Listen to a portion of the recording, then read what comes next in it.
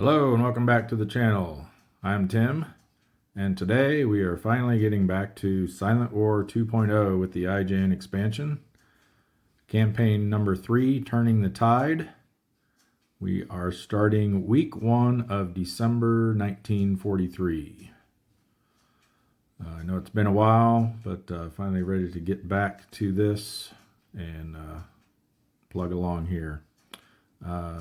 One thing I wanted to mention is since my last recording, the 2.1 version of the rules have been finalized and released by Compass Games.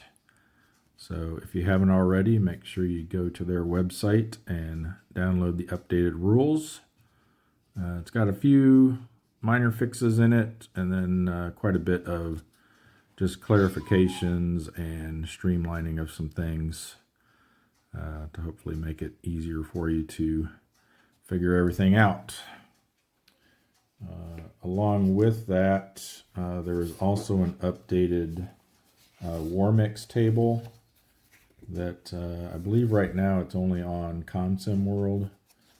Just has a few corrections to that as well. And I went ahead and printed out a new player aid for the sequence of play. Just printed this page out from the rule book because there were a few changes made here to the weather phase and also to the conclude turn phase. Anytime you see one of these blue dots in the rules, or why is this camera bouncing all over the place? Hang on, I'm going to figure out what's going on with my camera. Okay, not sure what that was, but hopefully it won't do it again.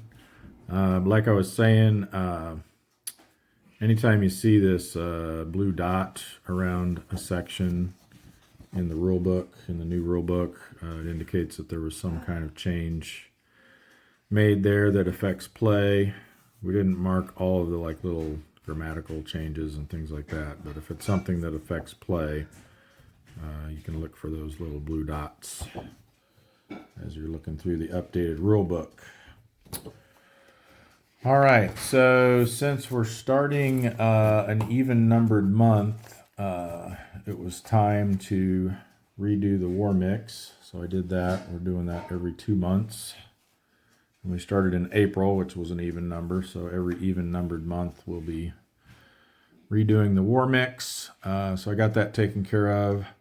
I also finally got around to punching out the rest of the U.S. submarines from the counter sheets.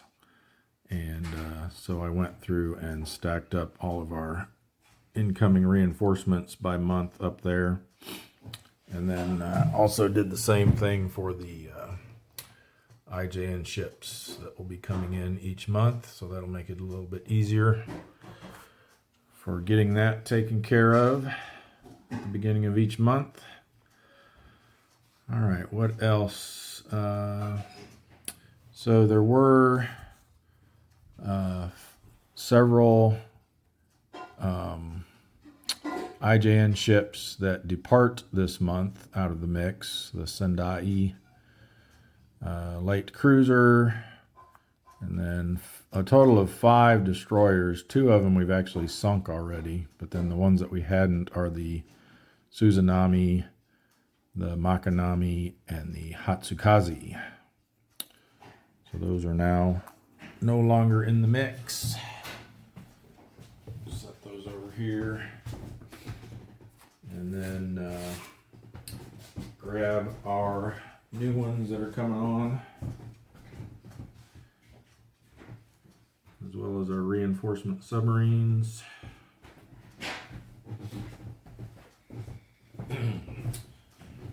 So for the IJN mix, we're adding the CV Shinyo. So now they actually have a carrier again, 2 carriers. If you remember, we had completely depleted their carrier fleet a while back. So now they've got the Kaiyo and the Shinyo available to them. And then a new destroyer. Don't like the looks of that one. The Hamanami. 7 defense, 3 ASW. So hopefully we won't see that one very often. We'll get those added to their appropriate bowls. And we'll get to the submarines that are coming in once we get to the reinforcement phase. Since it has been a while, let's summarize where we had left off at the end of November. We had 1 Wolfpack experience. We've lost a total of 59 submarines, which is way too high. We shouldn't have lost that many. Been kind of reckless, I think. We've sunk 445 445 ships for a total of 1,990,000 tons. So we're just about to roll over to 2 million. And we're pretty close. I think it was 450. Was that our next checkpoint for torpedo improvement? I believe it was. If I can find that table.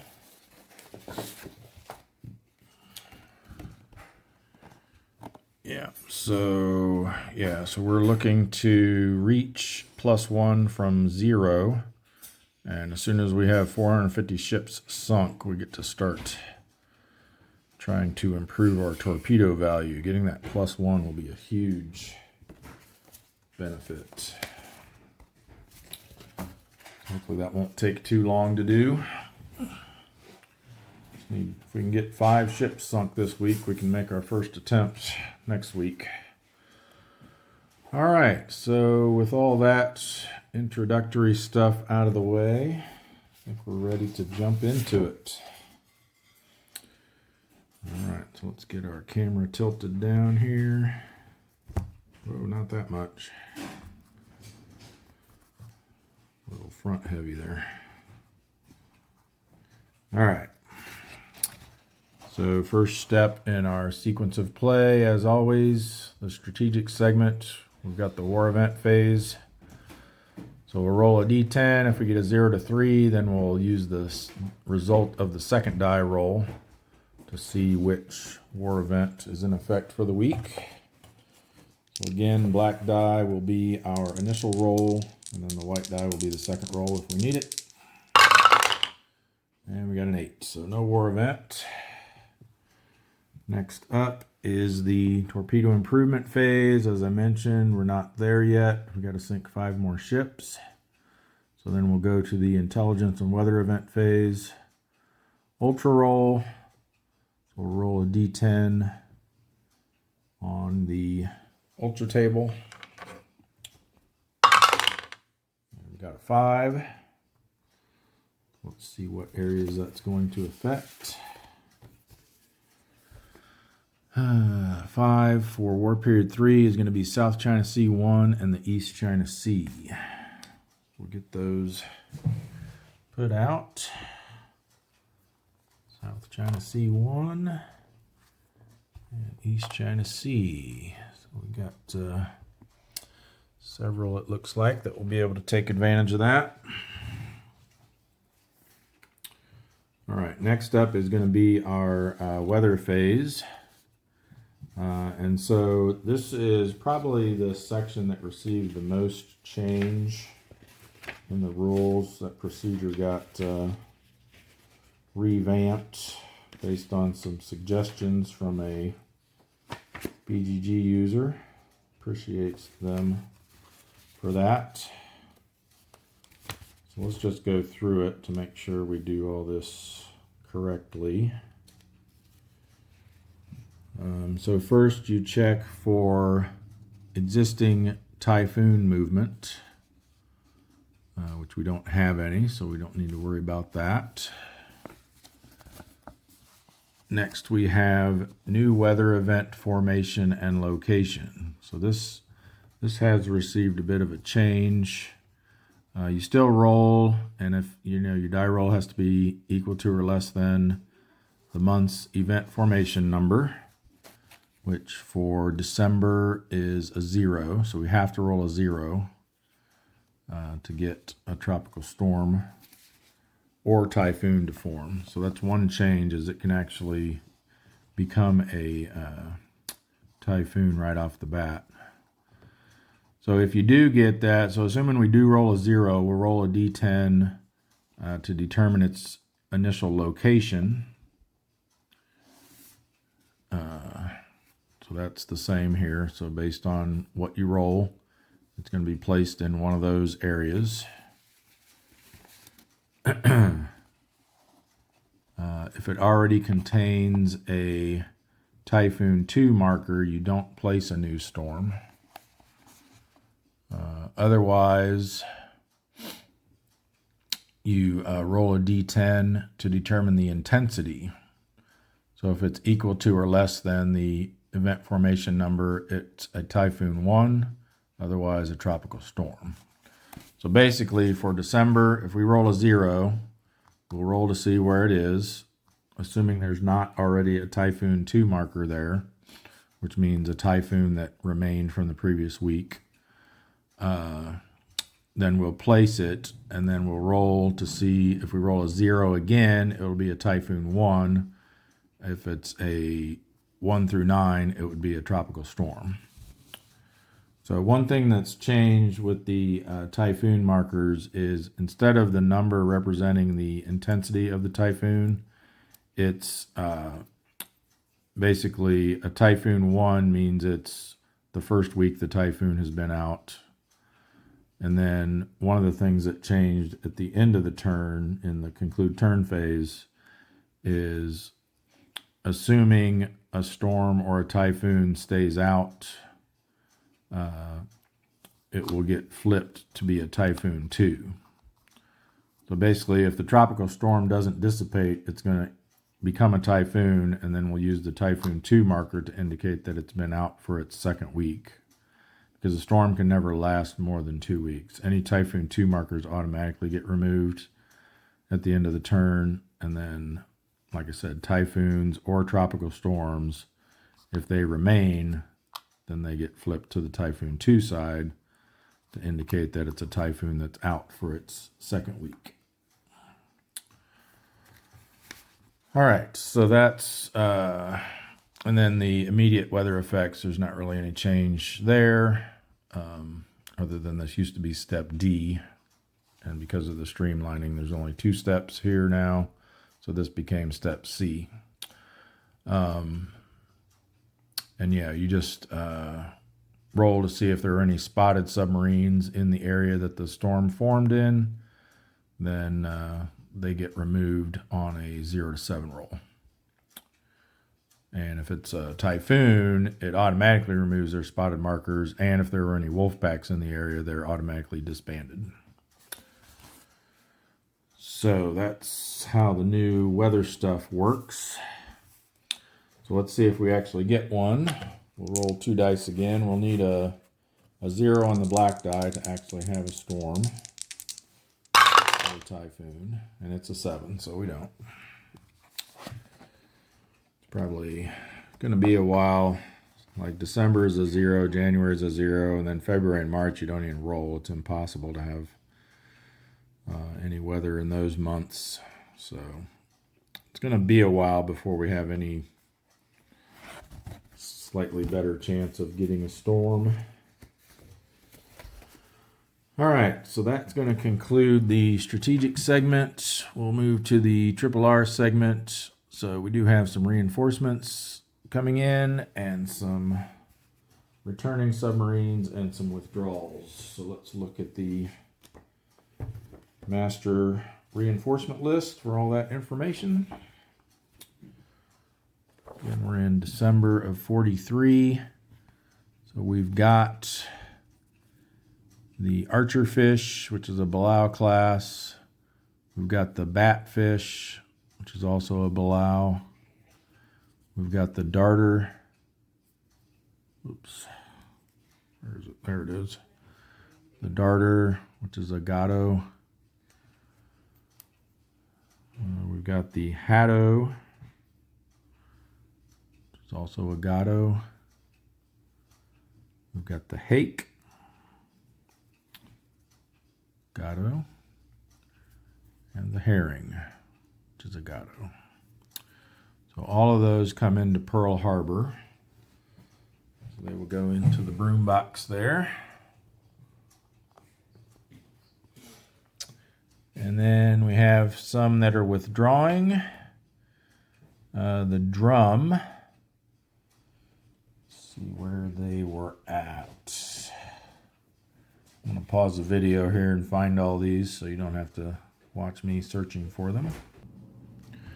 All right, so the Pargo, the Mingo, and the Tuna have all been sunk, so we don't have to worry about them. The drum, the Harder, and the Shad. So the Harder is here. They're already RTBing in the Bonins, so they will head back toward Pearl Harbor and then be sent to the West Coast for refit. The other two are both in the Sea of Japan. So we got the drum here, they're damaged and already RTBing, so they will head back. The Shad is actually still on patrol, so they will get one more week to patrol there, and then they'll be forced to return. So we'll have to remember that for them. So those are our withdrawals that we have this month. And then returning, we have the Greenling with our Super Skipper Grider coming back finally. So we'll get to take advantage of him. We've got the Whale, the Finback, and the Gar. So those are all coming back to us. They will also go in the room box at Pearl Harbor. I'm pretty full this week. Hopefully we can get a lot of those out on patrol this week. At least out moving to be on patrol next week. All right, so that's it for our reinforcements. Next we have the ready phase. So we'll start over here as we generally do with our submarine tenders. We don't have anyone at the Fulton this week. So we'll just be checking. We have the Belau, their ship side, so they go ready for sea. And then the Corvina and the Kingfish are also ship side at the Bushnell, so they're ready for sea. So let's roll for these other ones. So the Seal, which is at the Bushnell and the broom box, they need a 4 or less. We're rolling against their readiness rating, which is right here. And they get a 5, so they just go ship side. And we've got the Gunnel at the Sperry, needs a 5 or less. They made it. The Billfish needs a 5 or less. Whoops. Wah. Let's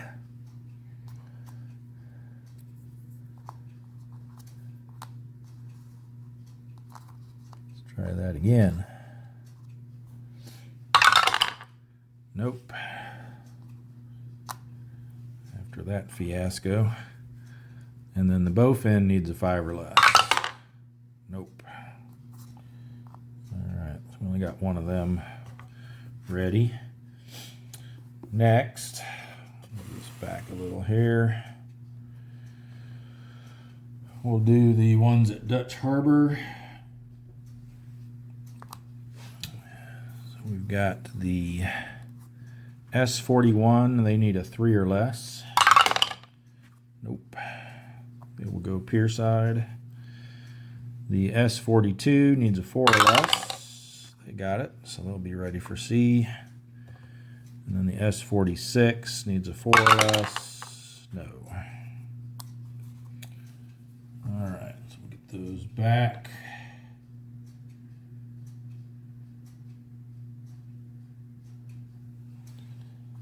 I just realized I had them set up in Manila instead of Dutch Harbor, so let's get those moved down to the right place. All right. Had the game taken down here for the last month or so, so I just got it reset back up the other day. Put those in the wrong base. All right, so next we've got all this big pile from Pearl Harbor. Let's see, we want to get the greenling out there for sure. So they need a 5 or less. Oh, darn it. All right, the whale needs a 5 or less. They made it. The finback. Nope. The gar. Yes. Oops. The archer fish, one of our new ones. They make it out. The bait fish, or batfish. 5. Bait fish would not be a good name for a submarine. Darter. 7. The Haddo. They make it. The hake. Nope.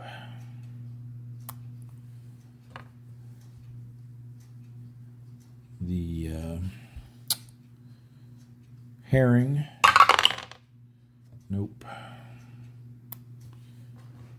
The sunfish. Yes. And the muskellunge. Yes. All right, and I just realized I have some over here pier side that need to go ready for sea first. Let's do that. So those are ready. This one up here in Fremantle is ready. And here's all the ones we just rolled for. So these are all ready for sea.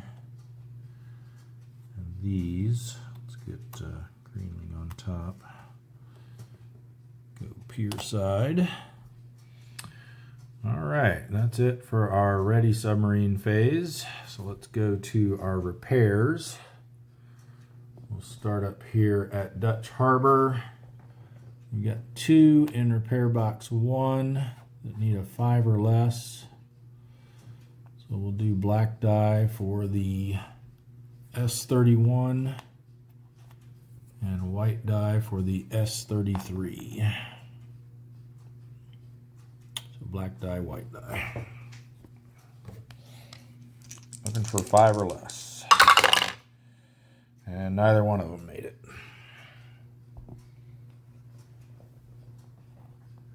And we have the S32 in repair box 2. They need a 3 or less. Yeah, they made it. So they'll join their buddies there in repair box 1.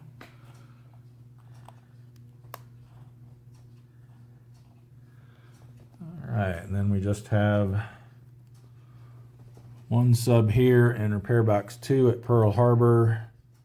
The runner, they need a 6 or less. And they did not make it. So that is it for the repair phase. We move on to the prep for operations phase. Just move everything up.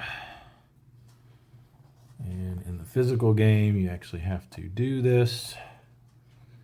On Vassal, you just click a button and boom, they're all there, which is really nice.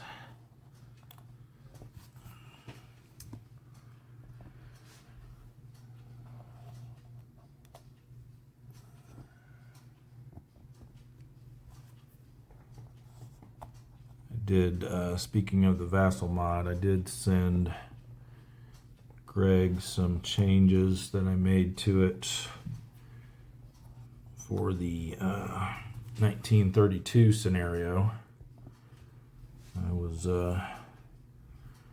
recording a playthrough, like teach basically, for Mo's channel how to play using the 1932 scenario with Brian, and discovered there was a few issues with the Vassal mod that I corrected and then sent him an update. So hopefully that'll get posted soon where you can download it.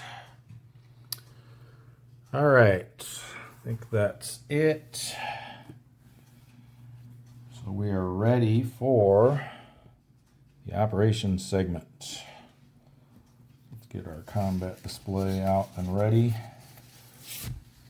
So hopefully we'll be doing lots of that.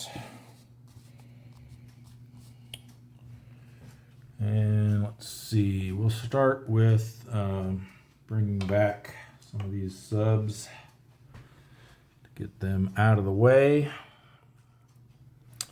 Guess we'll start down here. We've got the skipjack.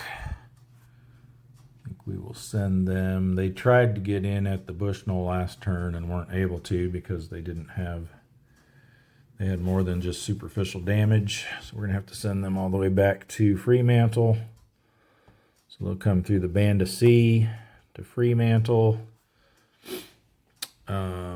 All subs have radar now, so we don't need to worry about the shallow water. So it looks like they get -1 for being on transit side. And there's only one red box for War Period 3 in that area that they moved through. So it will be impossible for them to roll a 9 with their -1 modifier, so they don't need to roll that. But we do need to roll to see how badly damaged they are. And a 3 is going to be light damage. They will go to repair box 1 at Fremantle. All right, let's see who else we got here. Let's get some of these into the Bushnell if we can. We got the Tautog here, they're damaged. We got several that aren't. So let's do them first, I guess. I guess not several, 2. So they'll both move here. This is the op area that the Bushnell is in. So they'll be doing cautious transit, so they'll actually have a -2 to their transit event roll. And again, there's only one red box in the area, so they won't need to roll for that. So they can go straight into the Bushnell's broom box.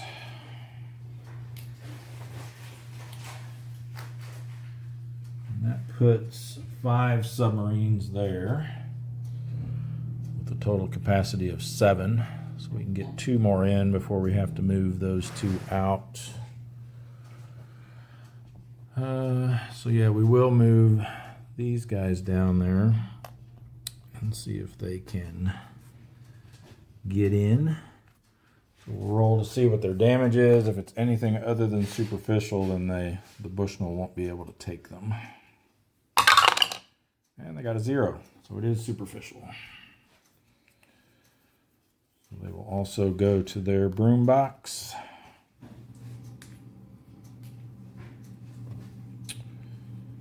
And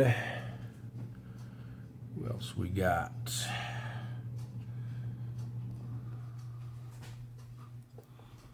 These guys tried to go into the Fulton last time and got turned away because they had too much damage. So they're just going to head back to Pearl. There's no red boxes in the Hawaiian Islands op area for this war period, so they won't need to roll for transit event. And their damage roll is a 2, so superficial. They go right to the broom box.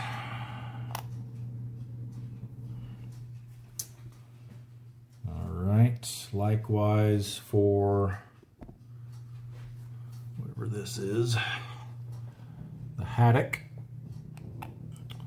So they will go through the Hawaiian Islands to Pearl Harbor. No transit event check needed. And they are also superficial. Wow, this is awesome.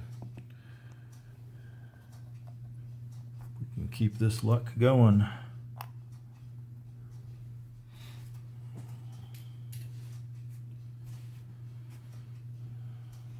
right. So I don't think we have anyone else to send to the Bushnell, so they're going to be fine. Let's figure out, who was it? It's the Fulton that doesn't have anybody right now, which is down here in the Marshall Islands. So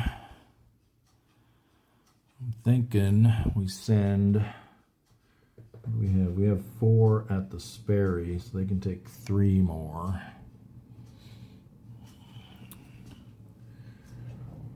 Let's figure out this Sea of Japan situation first, I guess. So we know the drum has to return to Pearl Harbor, so we're going to send them 1, 2, 3, 4, 5. We've got 5 subs in there, so we're going to have a +1 for congregating risk for the first one moving out.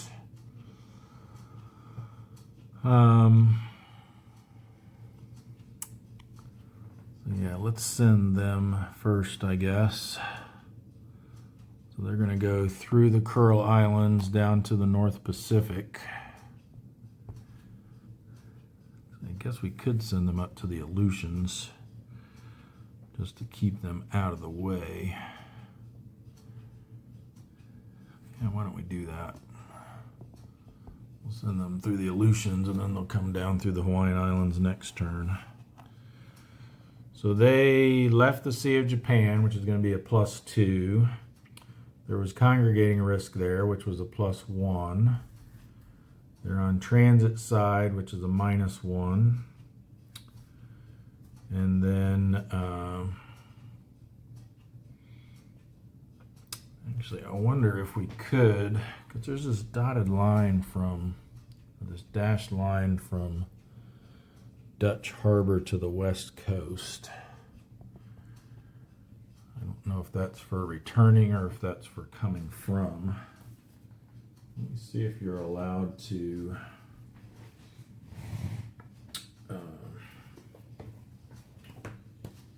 send your subs that are withdrawing to Dutch Harbor instead of Pearl Harbor.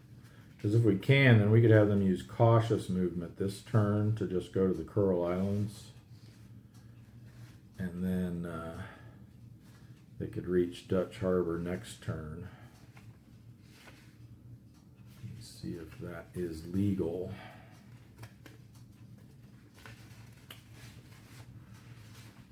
It'll be in the reinforcement phase probably.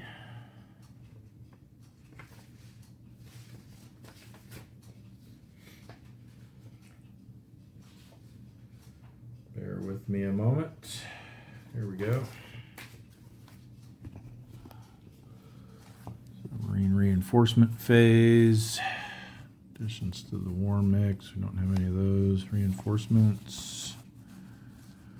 Withdrawals. This is what we want. Subs are withdrawn for overhaul to one of the yards on the west coast. Submarines are preceded by withdrawal. Must involuntarily RTB. If at sea, they must RTB to Pearl Harbor regardless of its distance away. Okay, so they do have to go to Pearl. Once at Pearl, or if at Pearl already, they're moved immediately to the West Coast box.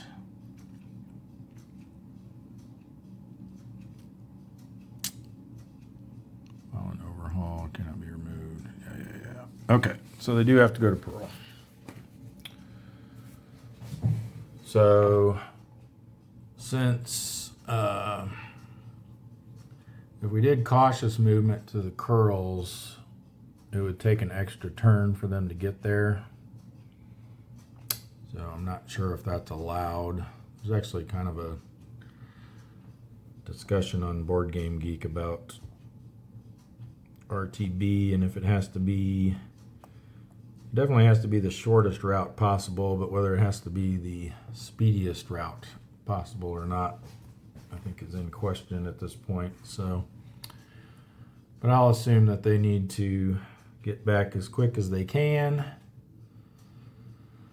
So that's going to be a +2 for leaving Sea of Japan, +1 for congregating, -1 for transit side. So it's going to be a net +2. And this will be, yeah, this will be the governing op area because it has one red box in it. The elutions have no red boxes. You don't use where you're coming from. All right, so with a +2, that means a 7, 8, or 9 will potentially cause us an issue. And we got an 8.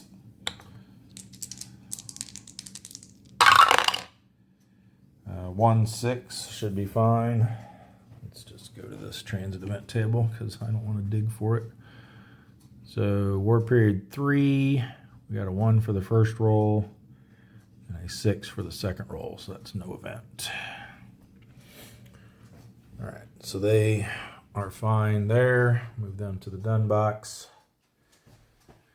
In fact, I'm going to put a second RTB marker on them just as a reminder that they are withdrawing, so we don't forget that next turn. All right, then we have the albacore.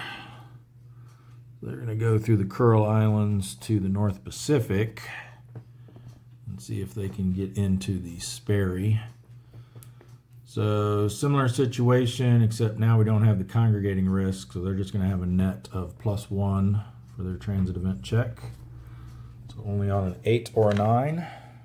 So they're safe. Now let's see what their damage is like.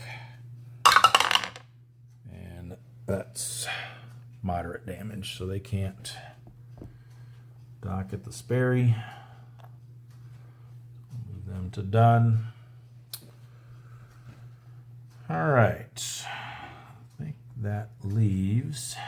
We've got, again, this one is the harder. They have to also mark them with a second RTB marker to indicate that they're withdrawing. They can't make it there this turn, but I think we'll go ahead and we'll just send them down to the transfer route, get them out of the way. And there are no red boxes along that path, so we don't need to do a transit event check. And then I think we will send these other guys into the Fulton since they're currently empty. I'm gonna spread things out a little bit. So here we've got 1, 2, 3, 4, 5. Actually, there was 6 there, so there would have been congregating risk for the, what was that again? The harder. But again, there was no red boxes along their route, so it didn't matter. They didn't have to roll for a transit event check. These guys won't either. They're just going to here. Right? Yeah, that's where the Fulton is. So they'll all just, well, these two anyway, they're undamaged, so they'll just move there and go into the broom box. And now that this area has some room, we can move the permit through there as well. They would have to do a transit event check here, but again, there's only one red box and they're on transit side, so no possibility of rolling a 9. Yeah, all 3 of those will just go to the broom box of the Fulton.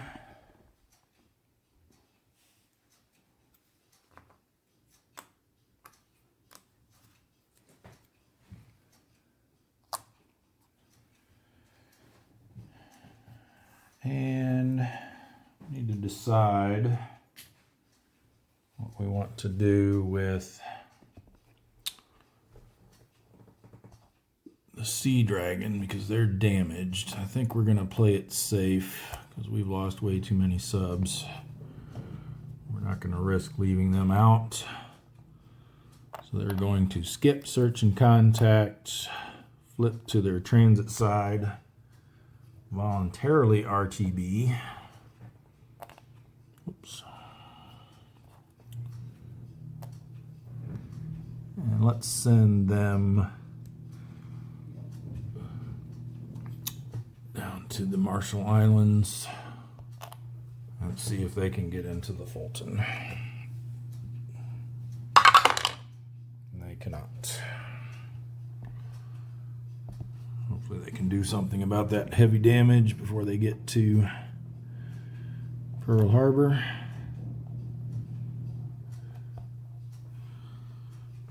All right, I think that's all of our returning subs.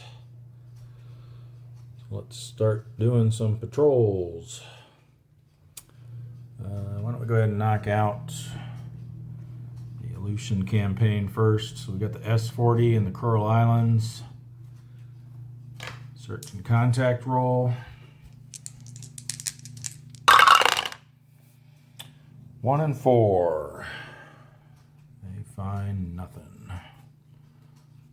So with their D rating,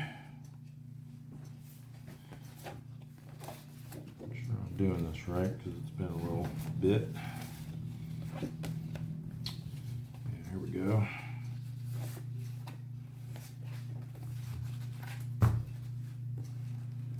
So they are a D rating. Our torpedo value is 0 right now. So they would normally need a 3 or less, but since they didn't find any enemy contact, they get a -1. So they need a 4 or less to stay out.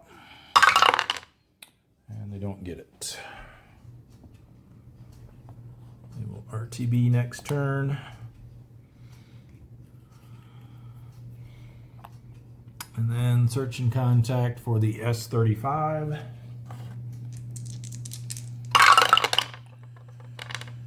Ooh, that was a spinner. 5 and 9. That should be something. It's going to be a sparse task force.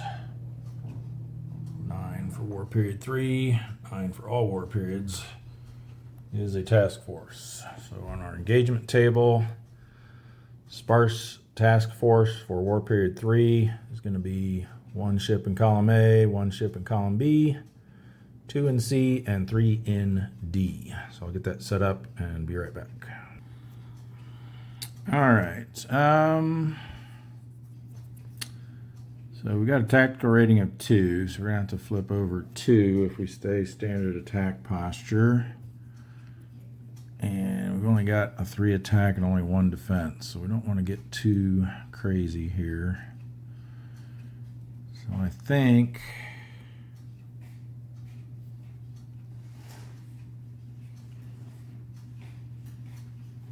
I'd really kind of like to see what that is, but then I'm afraid if it's a something nasty. I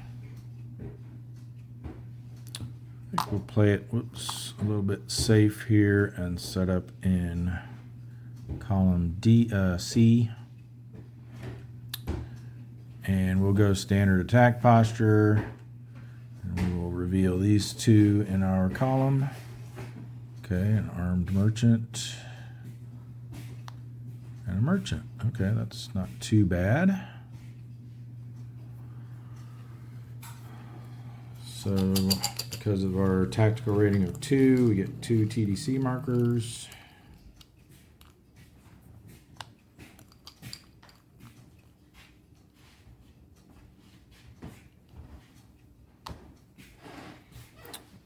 And we'll reveal those. Ooh, -2 and -2.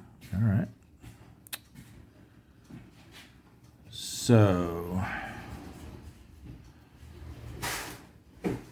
if we target this, because it's not a DD or a DE, we aren't allowed to ignore their ASW value.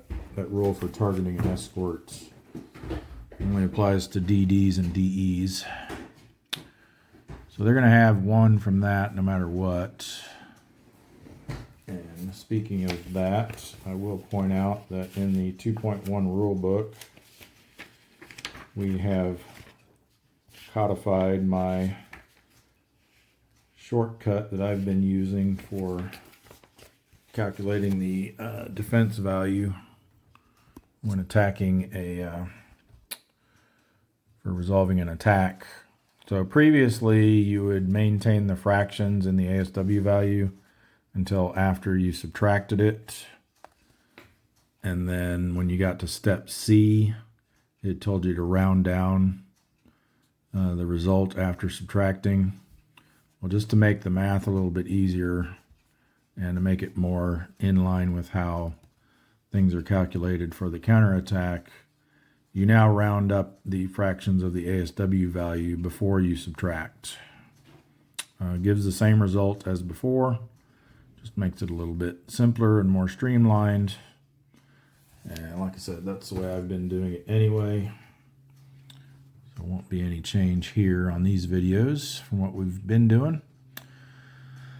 But yeah, so they're going to have, if we target this one, we've got 3. They'll be at 3 plus 1 because the half gets rounded up. So that makes them a 4, but then minus 2 makes them a 2. So we'd have a 2 hit value of 1 for those guys. This one should be slightly better. There, 2 plus 1 is 3, minus 2 is 1. So that would be a 2 hit value of 2 for the merchant. So I think we'll just go after the merchant. See if we can get that. So we need a 2 or less on the black die. And we got a 1 and a 5 is enough to sink a 1,000-ton ship. If we look at our attack results table, the row is determined by the target tonnage. So 1 to 4 is the top row, and a 5. Again, modified by our torpedo value of 0, so it stays a 5. Does sink the merchant. So right off the bat, no, almost right off the bat, second sub, we get successful result. That is the S-35. Sinks a 1,000-ton merchant. So this goes back to Cup C. I did pretty well getting things back in the right cups the last 2 months. I did find a couple discrepancies. One of the 2,000-ton destroyers that was supposed to be in Cup D, I think, ended up being in Cup B or C. I can't remember which. And there was also... one of the battleships actually ended up over in the IJN cup instead of the regular cup. So I was panicking a little bit there because I couldn't find it. And then I looked over there and realized it was over there. All right, so let's mark that down. So we got one more ship, just 4 more to go for our torpedo improvement check. And another 1,000 tons.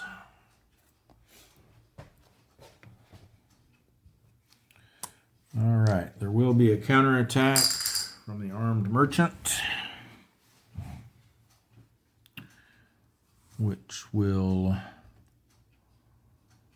make it, so they've got 1/2 rounds up to 1. And then we add in the number of red boxes in the op area, which is 1. And the ASW value for the war period, which is 3, that makes 5. We have 1 defense, so that knocks it down to 4. If we were in shallow water, which we're not, fortunately, our defense value would get reduced by 1. But so we're going to be on the 3 to 4 row of the counterattack table. And there are no modifiers that apply. Let's see what they get. A 6 on the 3 to 4 row means we have been spotted.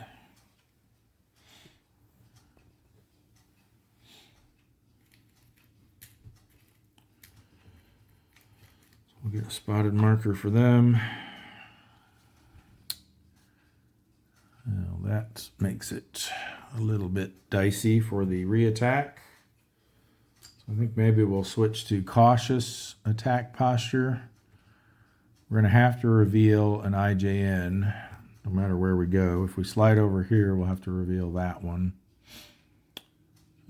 which would give us a worse shot, a bad shot on each of them. If we slid over here and stayed standard, we could actually reveal both of these, but I think we're better off just revealing one. I'd kind of like to do, these have a pretty good probability of being a capital ship with no ASW value, so I think maybe we'll do that. So I think we'll stay where we are. Excuse me. Switch to cautious. So we'll just reveal one of these two. Let's go for this middle one. Oh, it's a destroyer. All right, but we have radar, so we can unflip that. Hopefully this isn't something worse. Oh, good. Carrier. And they actually do have carriers now. So we will roll to see which one we encounter. We'll do an even die for the Shinyo, odd for the Kaiyo. And it is even, so it is the Shinyo.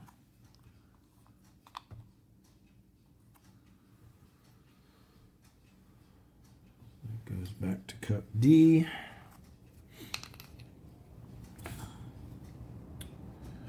All right. And they only have 3 defense, so we do have a slim possibility of maybe getting a shot at them. All right, so let's see what we get for our TDC markers. These will each have -1 modifier applied to them, unless it's already a -3, then it remains a -3. That's a -1. That's a -1. I don't know if that's going to be good enough. I think we'll be able to take a shot at this one, but not there, because they're over a column. I actually thought about sliding over here in case we got something we could take a shot at, but oh well. So we're at 3.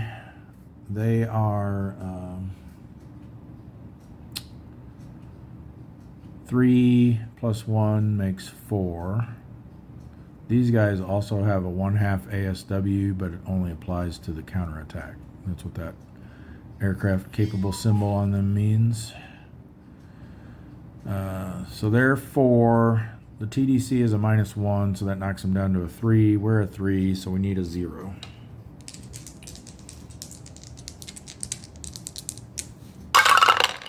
And we did not get it. For their counterattack, half here, so that makes 1. 1 red box, 3 for the war period. Still at 5. Our 1 defense takes it to 4, so we'll be on the 3 to 4 row again. However, this time we do have some modifiers that kick in. We've got +1 because it's a reattack round, +1 because we're spotted, but then -1 because we're cautious attack posture. So it's going to be a net +1 on the 3 to 4 row. So a 7. So I think that's going to be spotted again. Yep. Which has no effect if you're already spotted. So now we go to our endurance check. We are a D rating.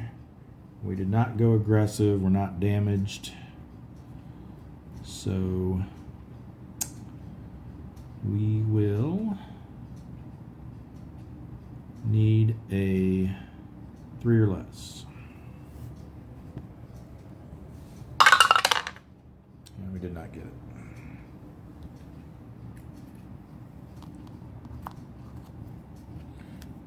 Oh, and then one thing I've been doing, and I kind of wanted to get this into the 2.1 rules, but there just wasn't enough room to make this happen. But normally you roll for to remove spotted markers in the conclude turn phase. But there's really no reason not to just do it now, because nothing's going to happen to this submarine between now and the conclude turn phase that it would matter that it's spotted. So I've been using a little shortcut here so I don't have to search for all the spotted submarines at the end of the turn, is just roll to see if they lose their spotted marker now at the end of their operations segment. And they do.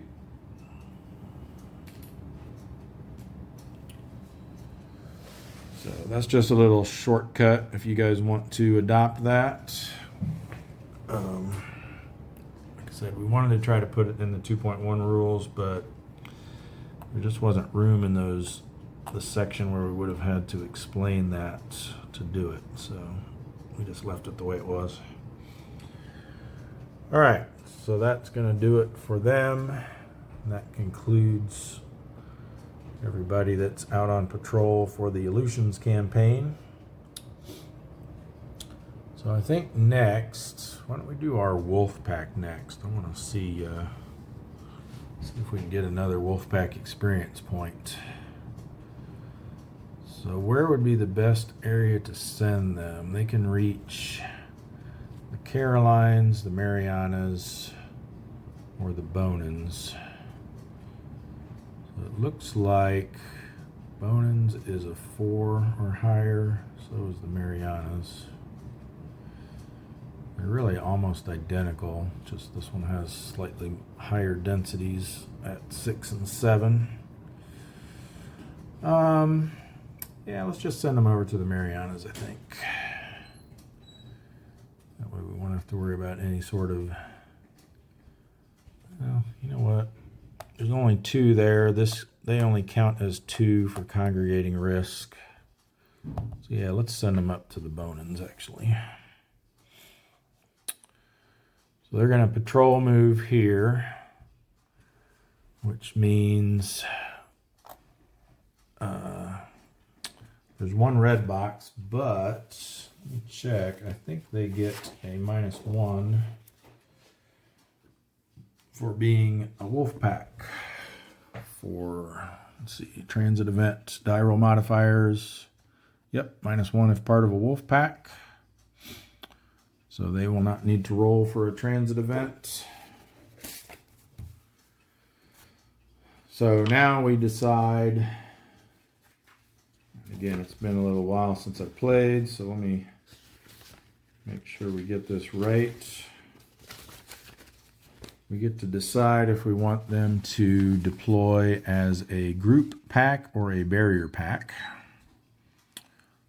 As a group pack, you make a single roll and there's no die roll modifier, but all of the subs are guaranteed to make contact with whatever you find. A barrier pack gives you a +2 DRM, so you're more likely to find something,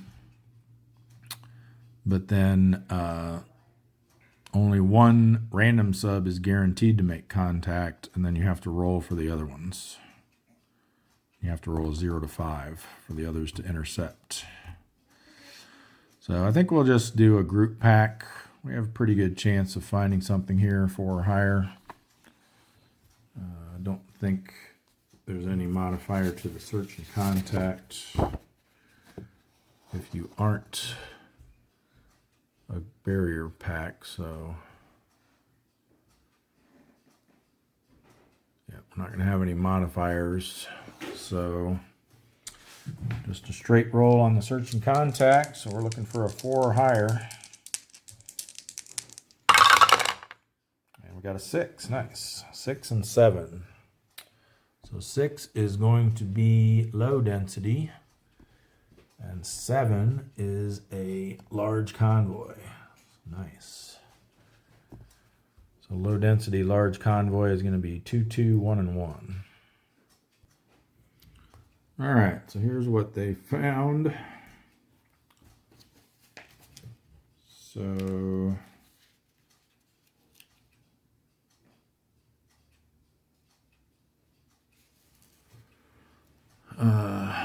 Wolfpacks in combat.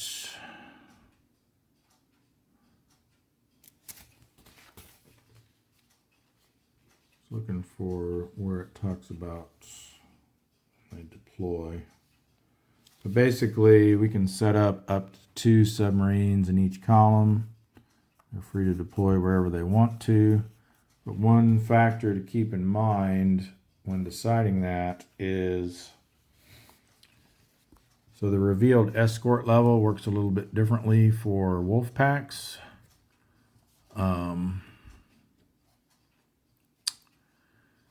So basically, you always count, of course, revealed ASW that's in your own column. But if there are ships in an adjacent column with an ASW value, you only have to count it if there's no submarine in that column against when a particular submarine is attacked. So basically, having another sub from the Wolfpack in an adjacent column kind of keeps those guys occupied so they don't focus on you. Aircraft always applies no matter what. But so I'm thinking I think we definitely want to have someone in column B, and probably our best one. We've got kind of a hodgepodge here that we formed this Wolfpack with because that's what we had available. But so we've got a Gato, an S3, and a P3. So I think we'll send the silver sides into column B. We'll probably play it a little bit safer with the S47 and put them in column A. And I think we'll have the pickerel be here, mainly just to cover this ASW, so basically the silver sides is only going to have to deal with ASW in their own column.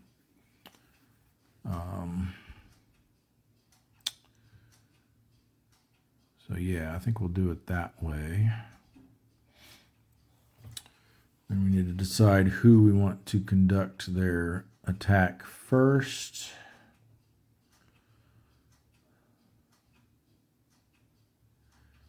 So I think we'll have the pickerel go first so they can get a peek at what's over here. They'll go standard attack posture. So they're going to do this one, and actually they should do this one and these two.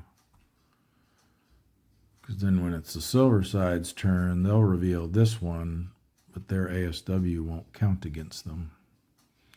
Yeah, let's do it that way. So let's start with these two. We got a 2,000-ton merchant and a 1,000-ton gunboat.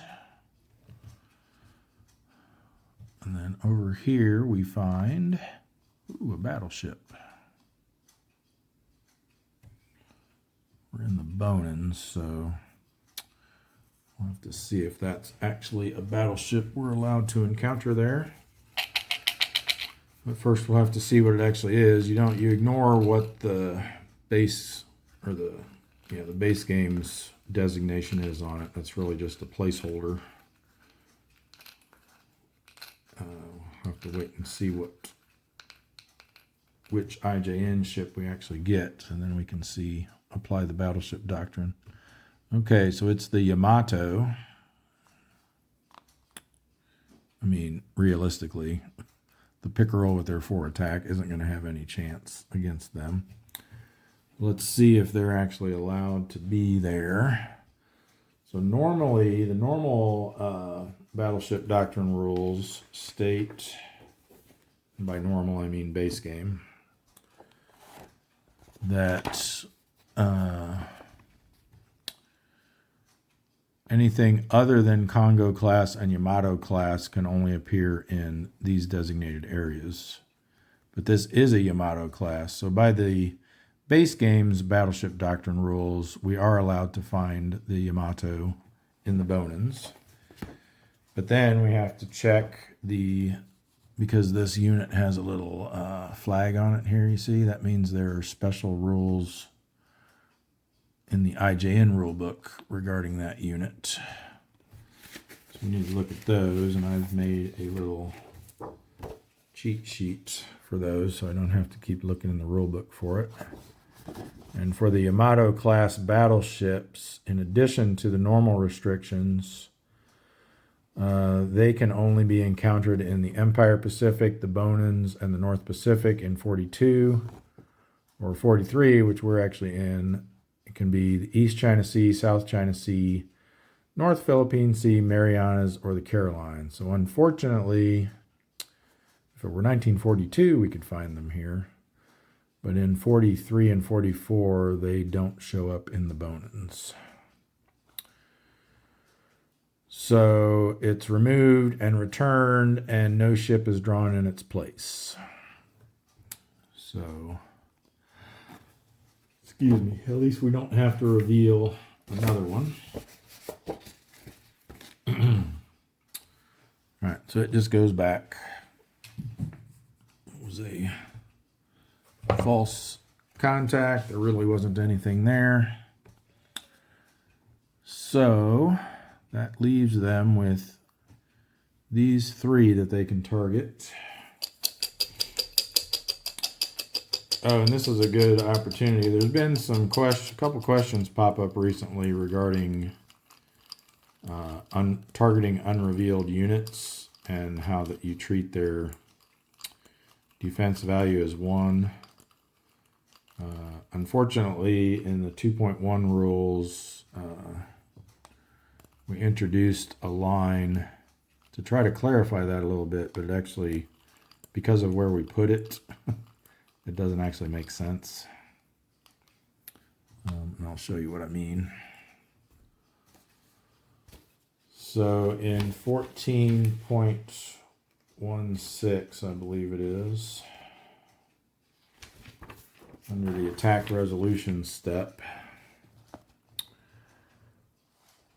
we added this line here. So when it tells you the total of the target's defense value, and then we said this is assumed to be 1 for an unrevealed target. That is true as long as they're unrevealed. However, once you get to this point in the process of resolving the attack, you would have already revealed it because you would have targeted it. You would have selected it as a target, at which point you then reveal it. So it would have been better to include that prior to 14.16.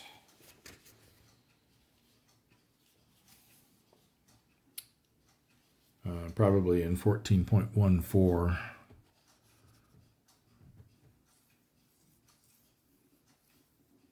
maybe in 14.15 before it says you actually reveal it. So you reveal the TDC markers and select targets for the attack.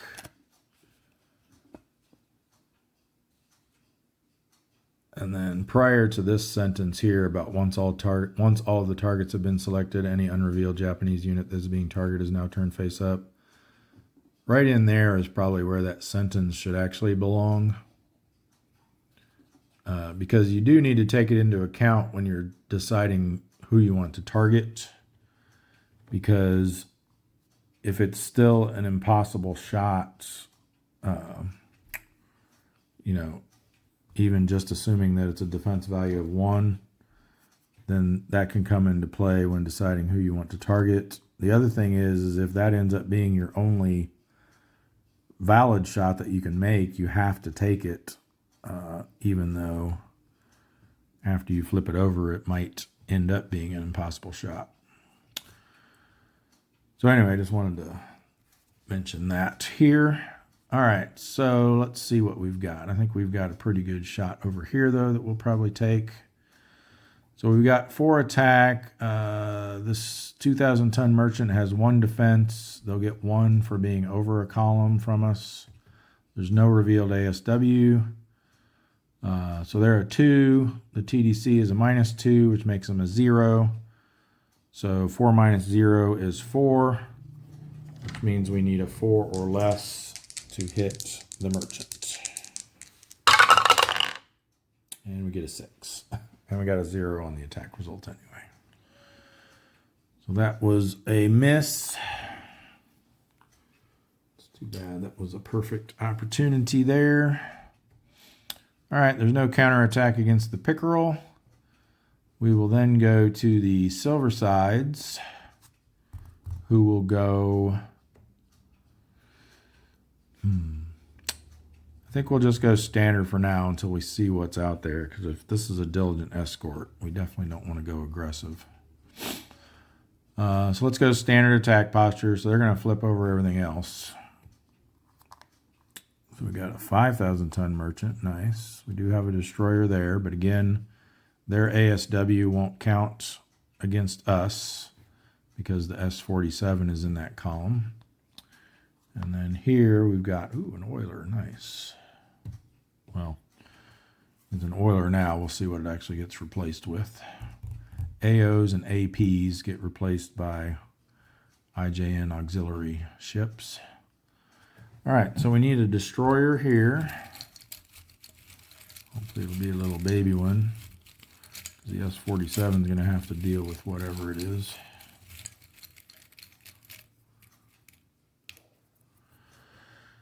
Ooh, it is the Shiokaze.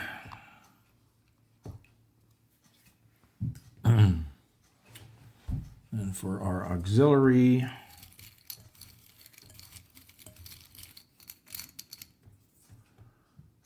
we've got the Sanuki Maru. 8,000 tons, not bad. All right, so I think we got a pretty good situation here where we should be able to get a Wolfpack experience point. As long as more than one sub sinks something, we'll get a Wolfpack experience. I'm trying to figure out why this is all cockeyed. Is my camera? My camera's tilted a little bit. There we go.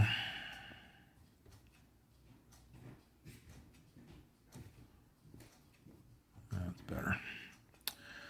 All right, so we're doing the silver sides, so they get 4 TDC markers.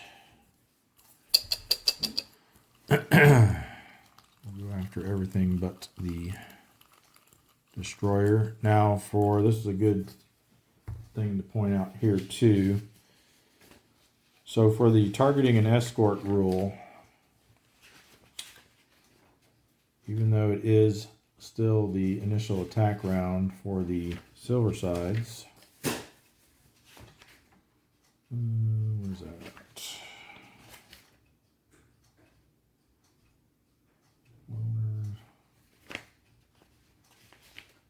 There it is, targeting escorts.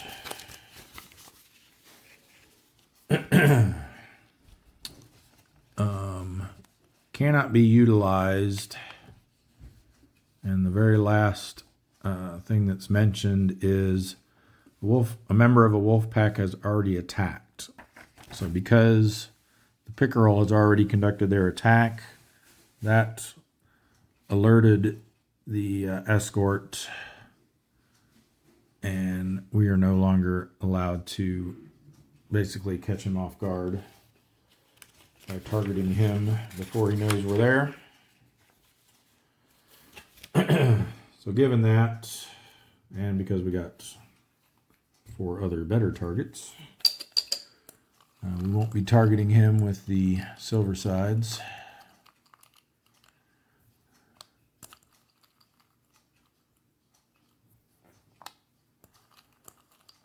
But I always like to point out those situations that may not necessarily come up that often that the rules address. So when they do, when that situation does present itself, even though we weren't planning on taking advantage of it anyway, I'd like to point out how that applies here. All right. -2, nice. -1. Ooh, -3. And a -1. So it might be tempting to go after a split shot here. Let's see what we end up with. All right, so if we attack this one with everything, they're a 2+1 Again, their ASW doesn't apply because there's a submarine in their column and they're adjacent to us. If they were in our column, it would. So 2 plus 1 is 3, minus 2 is 1. So that would be a 2-hit value of 6 for that one. Here we're looking at 1 minus 3 is negative 2. So that's a 2-hit value of 9. Yeah, this definitely seems like a good... So that's a guaranteed hit.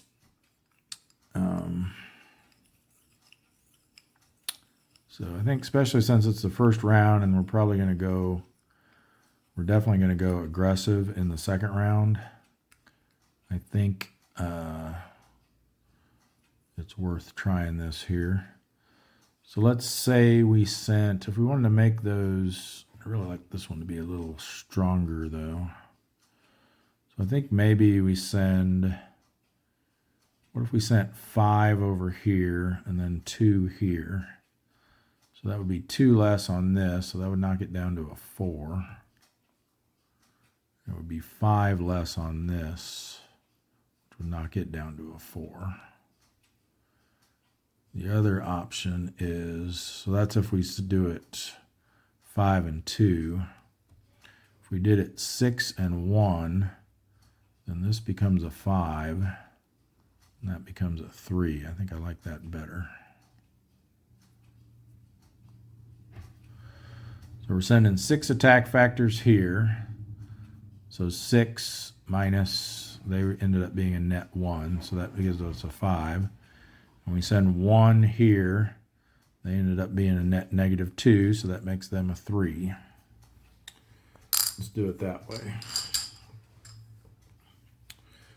So let's go after the 5,000 ton first. So we need a 5 or less. And we got it. And a 5 at 5,000 tons. That's going to be our second row here. Is going to sink it. So the silver sides.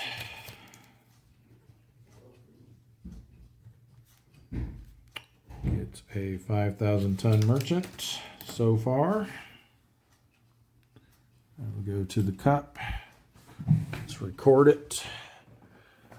One ship. 1, 2, 3, 4, 5,000 tons. All right, and then for their second shot, they need a 3 or less.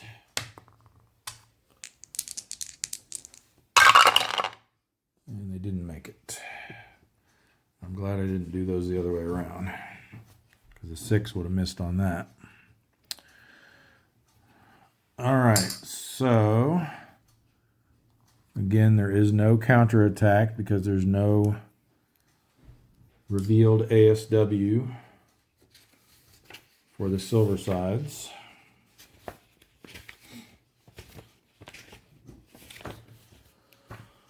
So next we go to the S-47, and they will, let's go ahead and have them go aggressive. Now that we know this is our only ASW concern. They can't shift over yet because it's still just the first attack round, so they have to stay where they are, but we'll have them switch to aggressive. There's nothing else to reveal. They get 2 TDC markers for their tactical rating of 2. They will have to face a counterattack.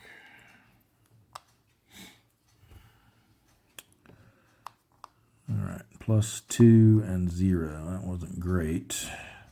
At least we'll get our... So they're each modified by -1 because we're aggressive. So this is going to be a 1, -1 is 0, +1 because they're over a column. We're a 3, so that would be a 2-hit number of 2. But because we're aggressive, we get a -1 DRM, so we can actually hit it on a 3.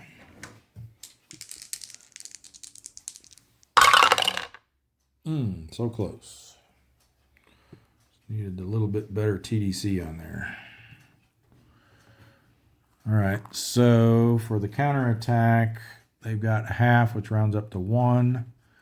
We are in the Bonins, which has 1 red box. 3 for the war period makes 5. We have 2 defense. We're not in shallow water. So that's going to put them on the 3 to 4 row, and they get a +1 because we are aggressive. 1 is nothing. Don't even need to look at it. All right. So for our re-attack round,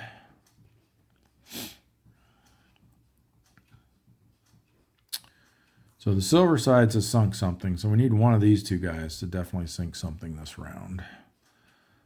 So everyone's going to go aggressive this time. I think we have the Pickerel slide over here because he's going to have a better chance at one of these lower defense ships with his 4 attack rating. So they'll slide there. They switch to aggressive. 3 TDC markers.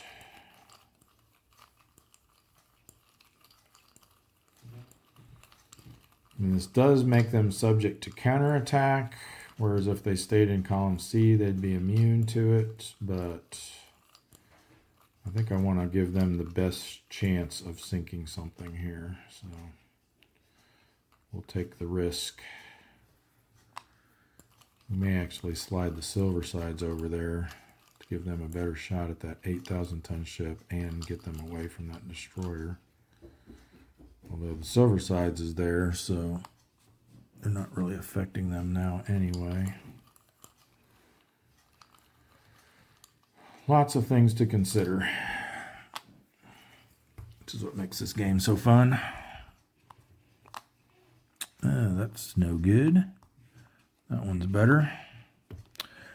All right, so we get a -1 because it's the re-attack round and a -1 because it's they went aggressive. So that's a total of that makes that a -3. So they're 1 -3. Again, their ASW doesn't factor in because the S-47's over there covering us. So 1 -3 becomes a -2. There are 4, so they need a 6 or less to hit the gunboat. Let's see if they can do it. Actually, 7 or less with their die roll modifier. So they got a 0, but they only got a 2 on the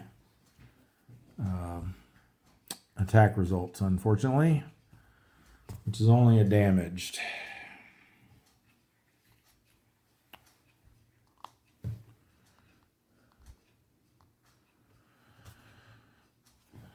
No counterattack. The Silver Sides.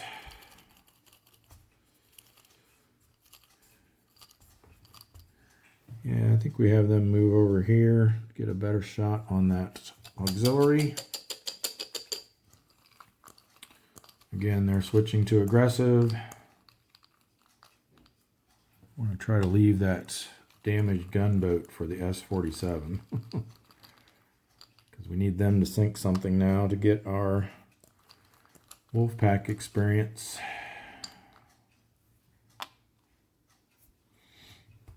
Man,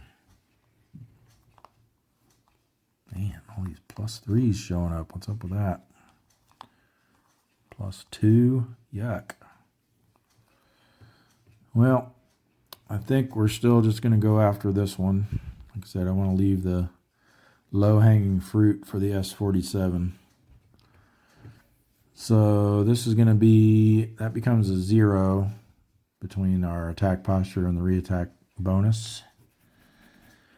So they're a 3, we're a 7. That makes the 2-hit number a 4, which means we need a 5 or less.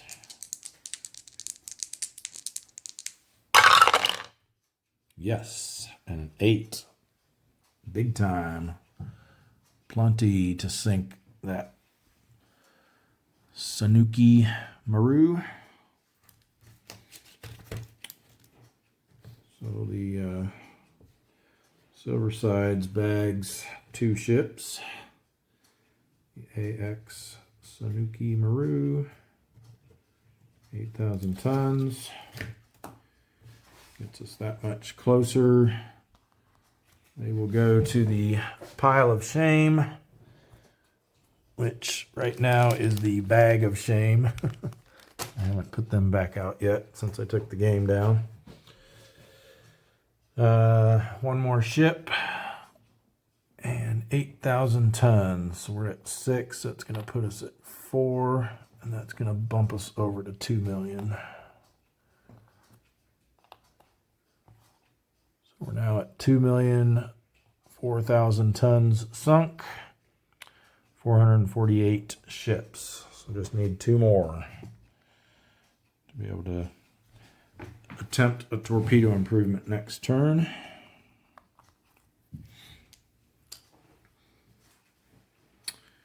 All right. Okay, S-47, it's up to you. You're going to slide over. They're going to, still not liking this camera angle. Seems to be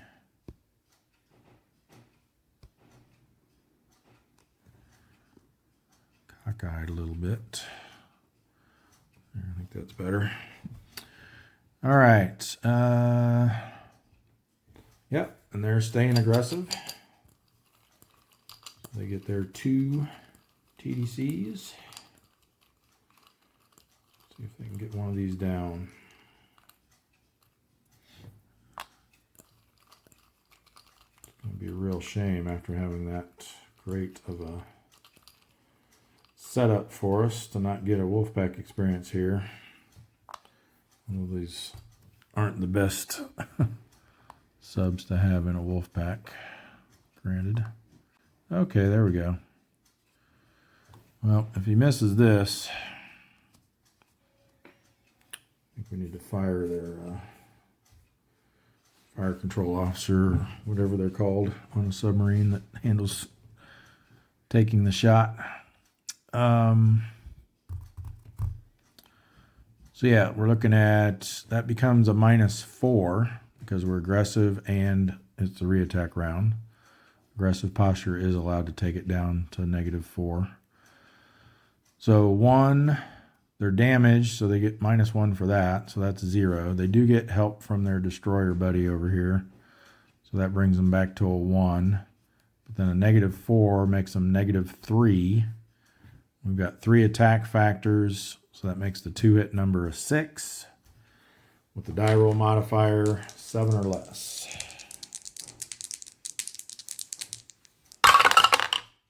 Yes, 4 and 7 will do it.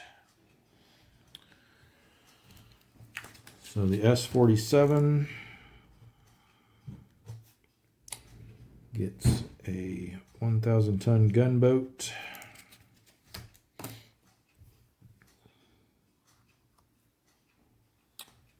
Back to cut B.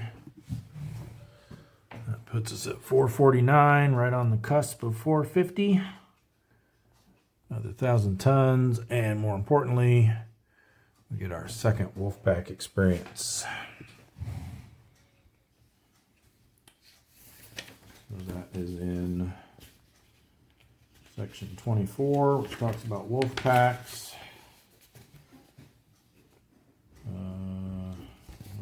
Here, Wolfpack experience. When 2 or more subs in a Wolfpack sink an enemy ship in any one combat phase, Wolfpack gains an experience point. It's increased by 1. Can only gain 1 point per patrol. And we're looking to get to 9. That's going to increase our Wolfpack capabilities. We'll be able to form... right now we can only have 1 Wolfpack and it can only have 3 subs in it. Once we get to 9, we can have up to 3 Wolfpacks and they can each have up to 4 subs. That will be nice. All right. We do have a counterattack from the destroyer on the S-47. This time should be the same 3 to 4 row, but this time they've got +1. They had +1 before because we were aggressive. Now they get another +1 because it's the reattack round. So 3 to 4 row with a +2. And 4 becomes 6, which I believe is spotted. Yes, it is. So they become spotted, but then, as I mentioned earlier, we're going to roll now to see if they... Well, we'll do our endurance check first, I guess, even though being spotted doesn't affect that. So each sub now has to do an endurance check, and if any of them fail, because the minimum size of a wolf pack is 3 submarines, our wolf pack will be disbanded. So we'll do the silver sides first. They are an A rating, but they did go aggressive. All of ours went aggressive, so they're going to have a +1 to this roll. So they're going to need a 5 or less. Ooh, just made it. All right. Let's do the pickerel next with their C rating. They're going to need a 3 or less. Yikes. Nope. And then the S-47 needs a 2 or less. No. So, like I said, not the best subs to form a wolf pack with, but they did get the job done. And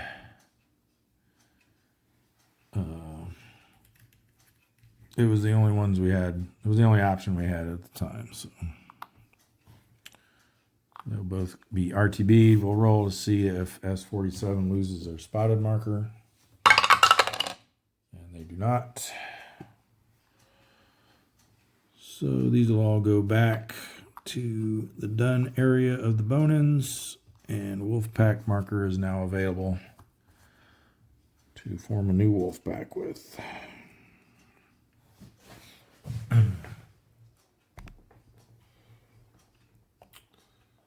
That's the Marshall Islands. What am I doing? Interestingly enough, now that they're not a wolf pack, we actually have 5 subs in the area now, so these guys will be subject to, at least one of them, if they move out, will be subject to congregating risk. All right, so guess we might as well take care of them next since we're right here. We're going to have them patrol move into the Empire Pacific. So we'll do the Tarpon first, I guess. So they will have a +1 to their transit event check because of congregating risk. So an 8 or a 9. That's what we don't want to see. And that's good. And for search and contact, a 0 and a 4. So they find nada. 4 is not high enough to be a loner result, and it's not low enough to be a sub result. So C rating, didn't find anything, means they need a 5 or less. They got it. At least they get to try again next week. All right, now there is no congregating risk coming out of the bone-ins, so the Apagon will just have a straight transit event check, so only a 9. And then search and contact. They found something. They found a big something. An 8 is going to be a moderate density. And a 9 is a task force. Some of my counters here. Let's fix that. So a moderate density task force.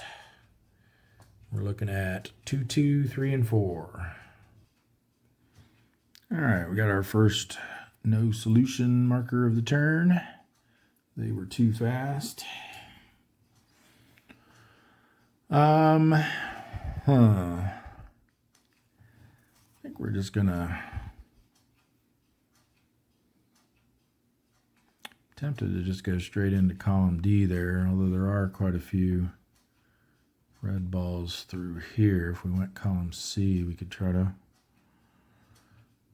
see what those are. Let's do that, I guess.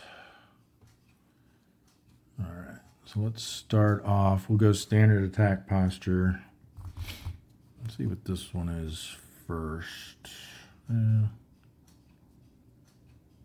No, let's save that one actually. Let's see what's over here. 2,000 ton merchant, another 2,000 ton merchant.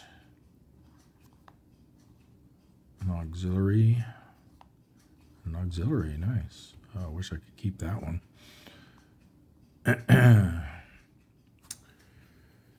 All right. Yeah, that looks pretty good for starters. Making me wish I had gone aggressive. That'll probably end up being a diligent escort.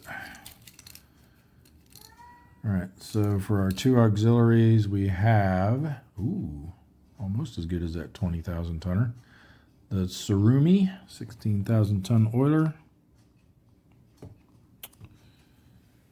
And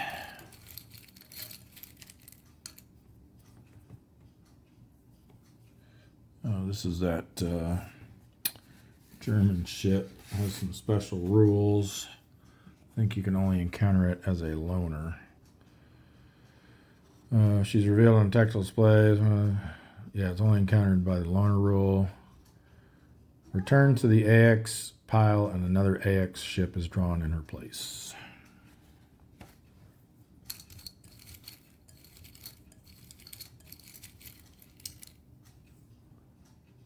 And we got the Taigei.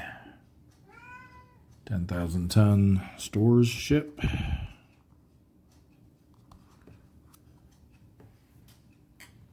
All right, it's looking pretty nice. Okay, for TDC markers, hopefully we get a nice one on that oiler.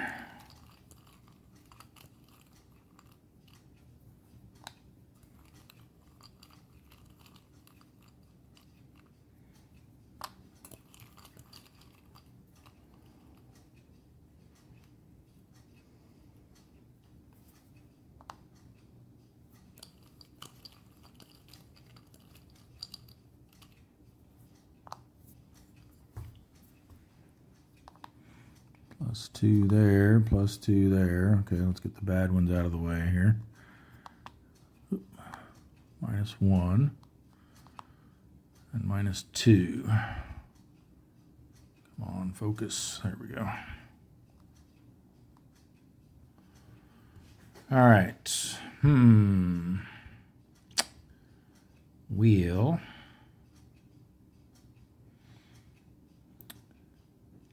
I think we're probably gonna, well, I mean, they're basically gonna be the same shot because this one has more defense, so I think we might as well go after the bigger target.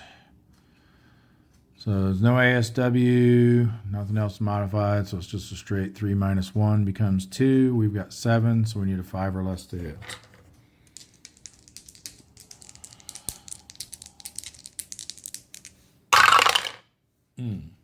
Man, we got an 8 on the second roll too. That was disappointing.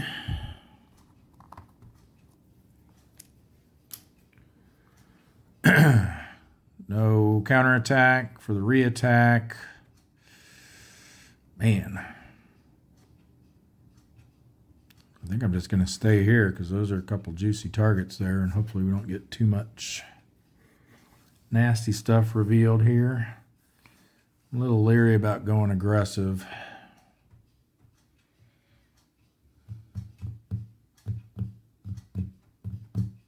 Yep, we're not playing it so fast and loose with 59 subs lost. So let's stay standard. Okay, like that. We won't be able to unflip anything because there won't be anything else to flip in its place. Destroyer. Ooh, yeah. See what I tell you. What did I tell you?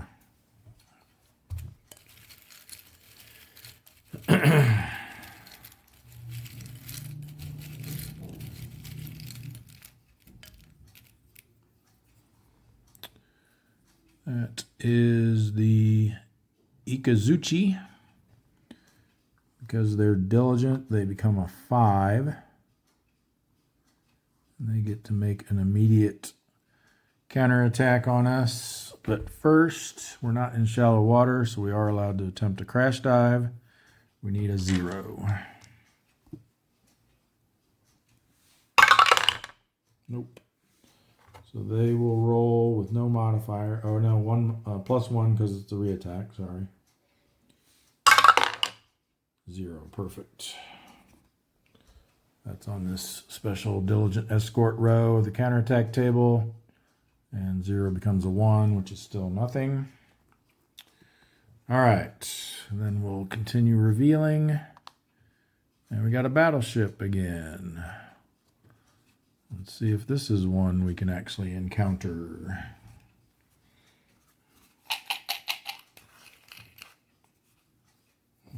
This one popped out, so we'll go with it. It is the Nagato. 40,000 tons. Oh, we are in the Empire Pacific, which is one of the areas that those are allowed to be encountered in. The non-Congo, non-Yamato class. So that's great. And we just need a replacement for our destroyer. This guy popped out, so we'll use him. Oh, nice. The Fumisugi. Only 1/2. And then we also need a light cruiser. That is the Katori.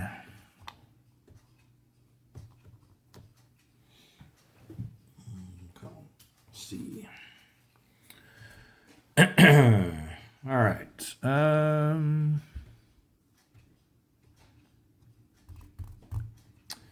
Yep. So TDC markers. It'll be a little bit tougher now with that diligent escort looming about. I don't think we'll have any chance at the battleship, unfortunately. But we might as well target it because we got 4 to put out. So.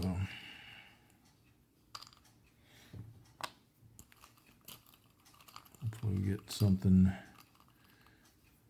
good here on one of these 2 auxiliaries, or even the cruiser. Prefer one of the auxiliaries though for the tonnage. Okay, -2, that's good. -3, great. 0, and then +2. Yeah, no way. Yeah, even with a -3 on this guy, we're looking at 9. Plus he's over a column is 10, 11, 12, 13, 14, 15, 16. So even with a -3 or a -4, even if we had gone aggressive, you're still looking at a 12. So there's no way you're touching that. All right, let's see what we can do here. So these are both -3s, but this is actually going to be a better shot. So he's a 0. They've got 5.5 ASW, rounds up to 6. And we're a 7. So we need a 1 or less.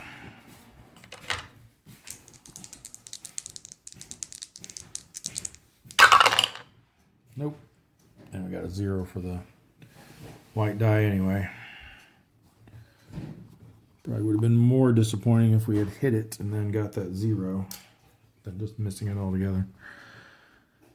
All right, now we got a big counterattack coming back at us. What did I say? It was 5.5, so that becomes 6. There's 1 red box here for 7. 3 more makes 10. We have 5 defense, fortunately. That's going to put them on the 5 to 6 row, and they get a +1 DRM for the reattack round. 0, nice. That becomes a 1, which is nothing. So we dodged a little bit of a bullet there. A rating, we need a 6 or less. And we did not get it. I'd rather had them stay out than the tarpon. That's the way it goes.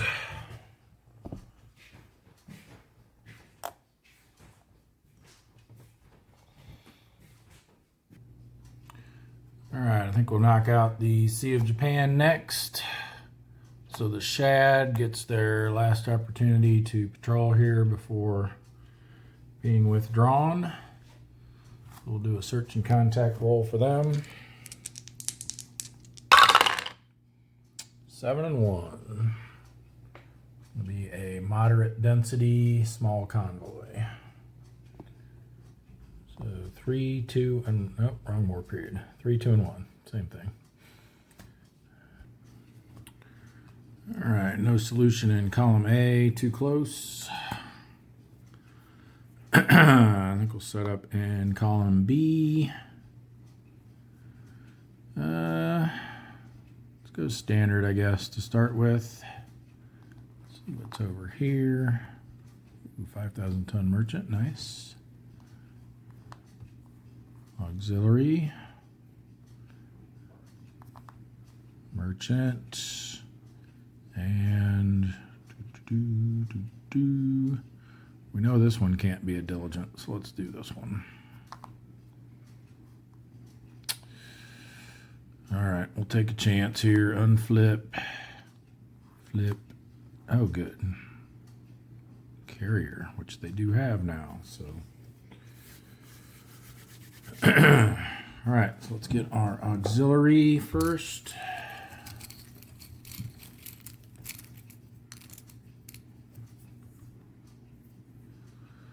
$10,000 ton, the AO break, which should actually have a German flag on it. That goes in column B. And we'll roll for our carrier again. Since there's only 2. Even for the Shinyo, odd for the Kaio. Odd. So we got the Kaio this time.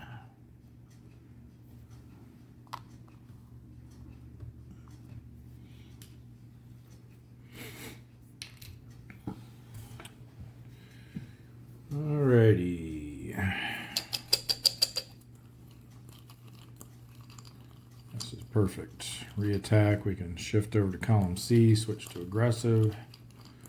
No ASW. And there will be the carrier for a counterattack, but that's hopefully somewhat negligible. Although how many times have we seen those little 1/2 ASW destroyers roll a 9 and damage us?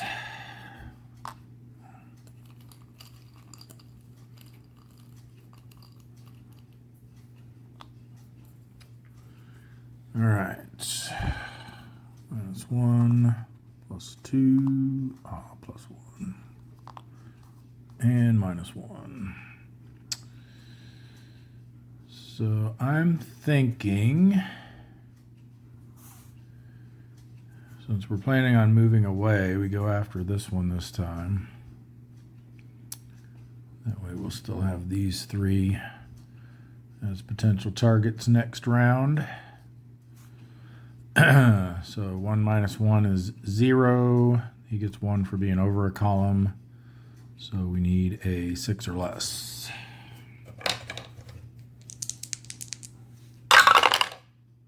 Got it. 2 though is only enough to damage it. That stinks.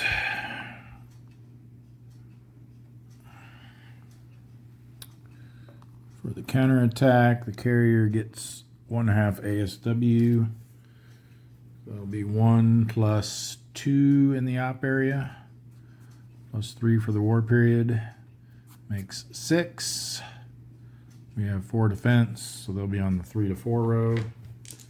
No modifiers. Ooh, an 8. Don't like that. 3 to 4, 8 is damaged. Come on.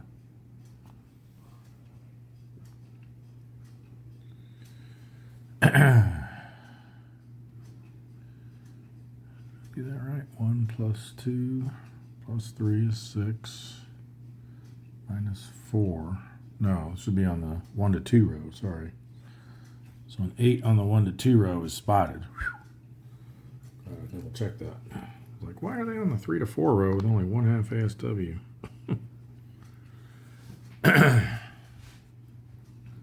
All right. Not great, but all right. Well, I think especially since we're spotted, we're definitely going to move away, even though we're leaving that damaged sub over or damaged ship over there. All right, so let's do aggressive posture this time. Might be a mistake, but hopefully not. I was going to give them, I'll have a total of +3 because we're spotted, aggressive, and reattack. So hopefully they don't roll crazy. If they were to roll a 9 with a +3, we'd be sunk.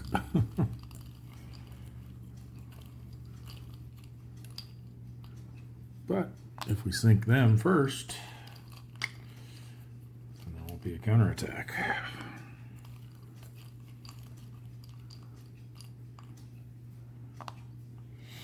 +2, yuck. +1, yuck. +2, yuck. Whale. So this is actually a -1 because we're aggressive and it's a reattack round. So that basically negates the column shift. There are 3, we're at 7. A 4 or less, +1 or -1 modifier means we can hit on a 5 or less. Let's do it.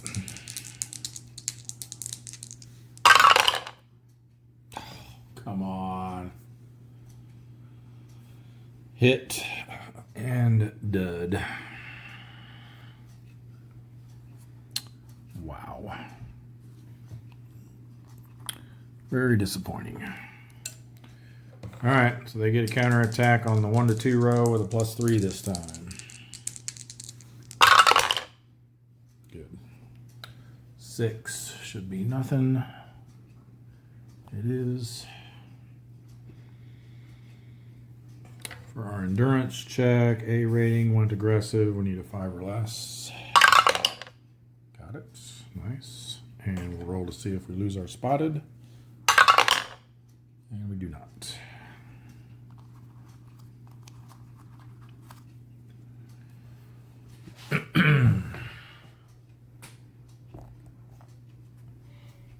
Just took out my pile of subs in the South China Sea 1. All right, next is the Aspro. Search and contact. 2-1. They're gonna find a little sparse small convoy, which is 2 and 1.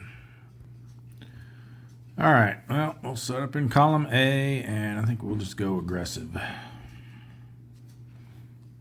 see what we got. Ooh, light carrier, or light cruiser, I mean. Nice. Oh, boo. 2 light cruisers and a destroyer.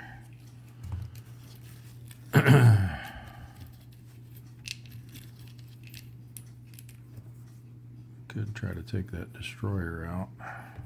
Oops. That's the Noshiro in column A. And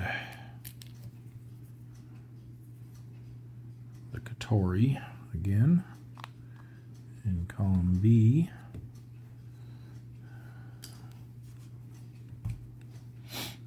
And our destroyer Hopefully a little 1,000 tonner.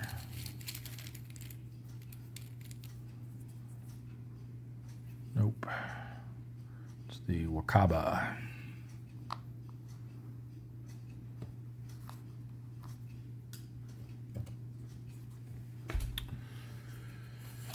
All right. Yeah, if we get a -3 on that destroyer, we might just go after him. Leave us free to run amok in the reattack round.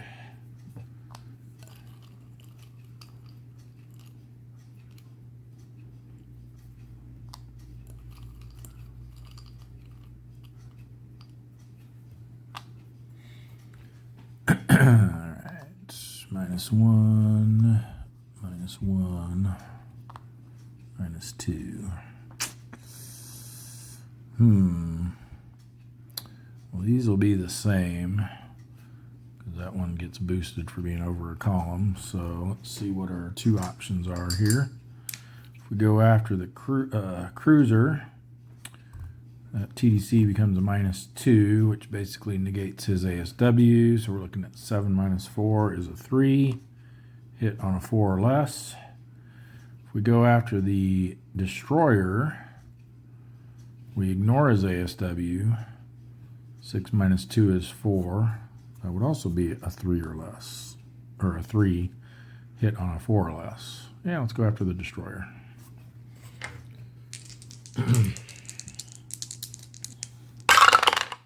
Nope. Counterattack ensues.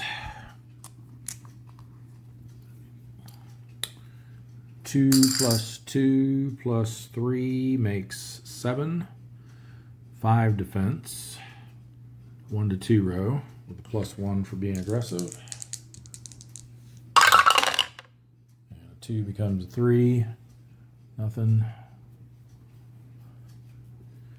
Alright, for reattack, we might as well stay where we're at. Stay aggressive.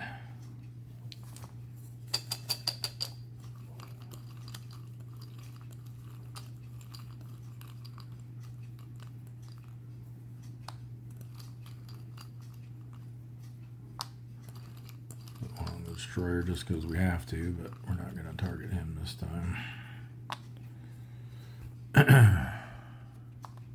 Hey, there we go. That's what we needed. Ooh, both of them got -3s.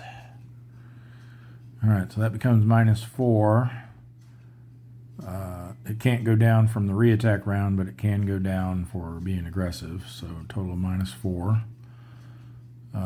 So that makes him a 0. So it's just the 2 ASW. We have 7. So that's a 2-hit number of 5 with our aggressive modifier. We hit on a 6 or less. Oh, come on. Second time we're rolling 8-8.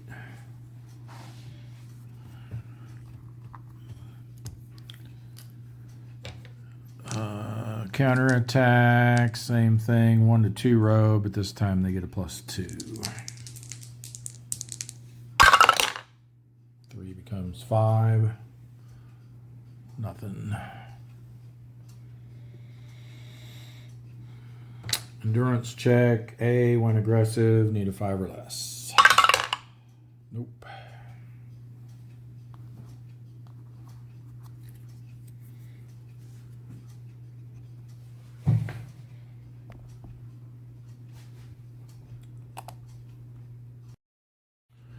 All right, next up we've got the halibut.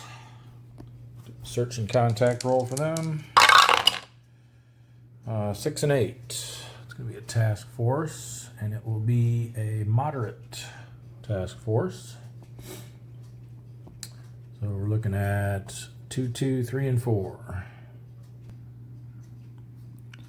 All right, we've got a zigged away situation over there in column D. Well, for these task force, I usually like to try to go after the big fish over here in column D, but this looks very tempting here, so I think I'm going to set up in B. That'll still give us the option to unflip something if we need to. Then we can slide over to column A in the re-attack round if we don't want to see what's over here, depending on what we get. All right, so let's see what we have. We'll go standard attack posture.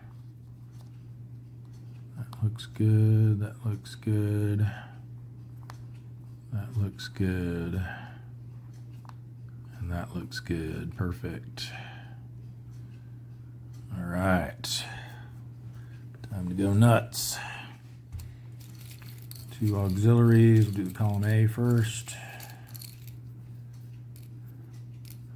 If we have multiples of the same type, I always work from left to right, top to bottom, in case I don't pre-declare where I'm putting them. The Miasm Maru, 8,000 tons, one of those special Army, IJN, not IJN, but Imperial Japanese Army ships. Actually, we need to check, make sure we're allowed to encounter them here. We are in the Sea of Japan. Actually, no, we are not allowed to find them in the Sea of Japan. So they just get returned and no ship is drawn in its place.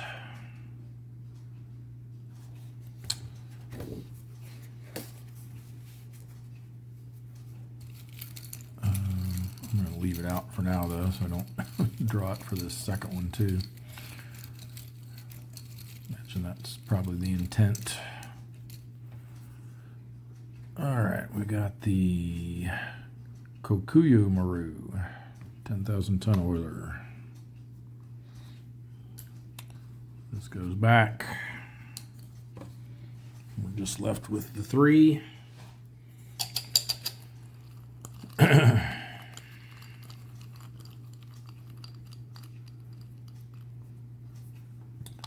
Unfortunately, I think we're just short of a super skipper opportunity here. I think I'll have to double check, but I think it's 16,000 is the threshold for that. Just confirm that real quick. Super skippers C25.0.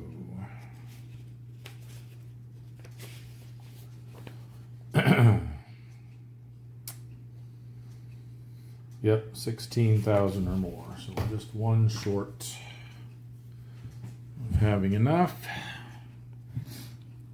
But let's just see if we can sink something here before we start dreaming of super skippers. Well, that doesn't look very good. This would be a 2. This would be a 4. This would be a 4. I'd say since we're planning on sliding over,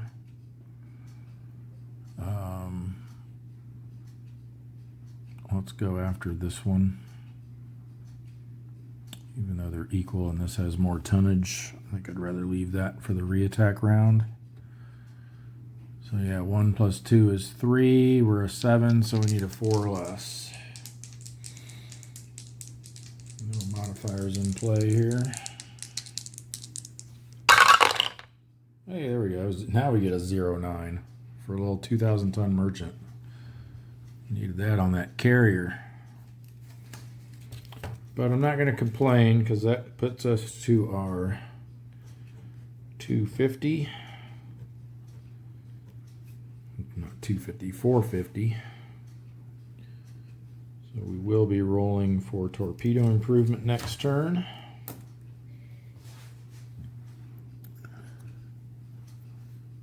Goes to cut B. One more ship. It's at 450 exactly and 2,000 tons. All right, no counterattack. We slide over, clear these off. We switch to aggressive.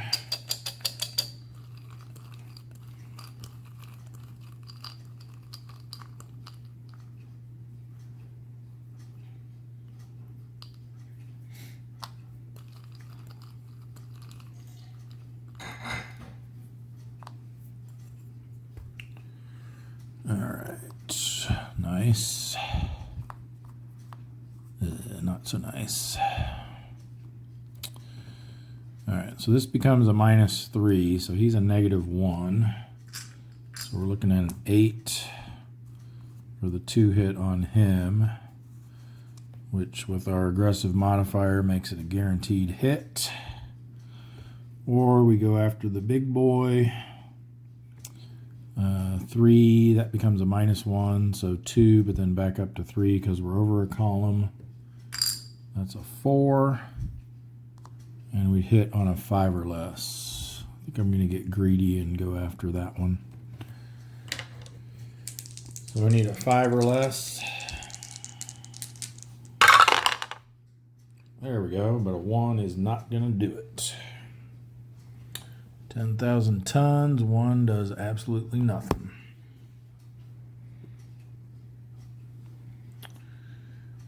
My consolation is it would have only damaged the other one, so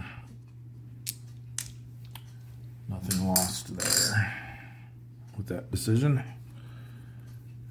There is no counterattack again, so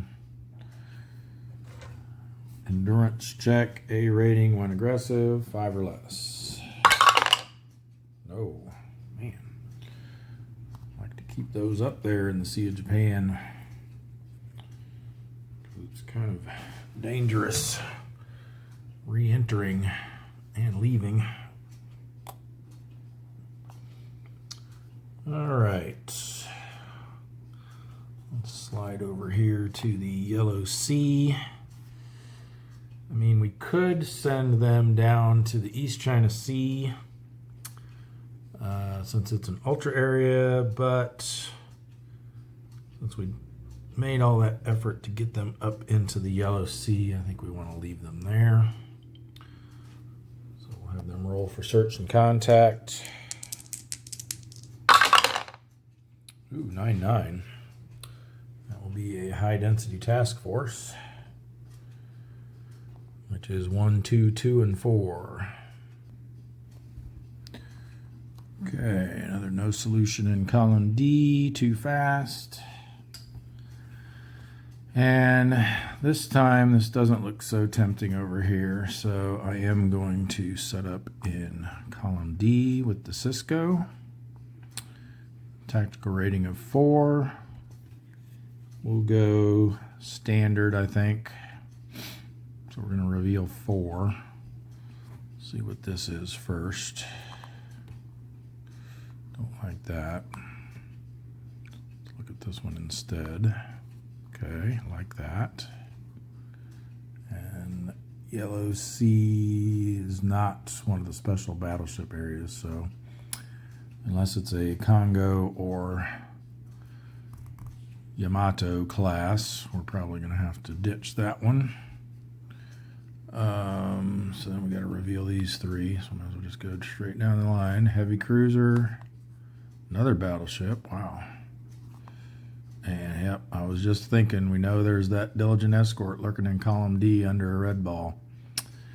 And we sure enough found it.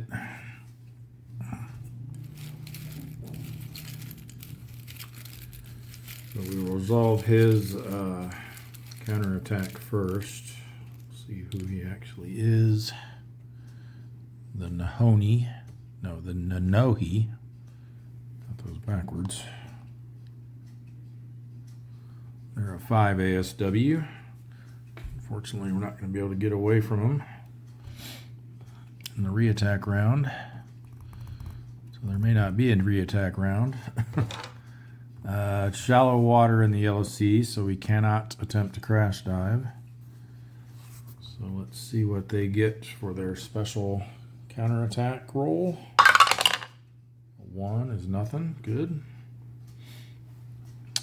All right, so let's do the easy one first. We've got a cruiser, which they've only got 2 of those left.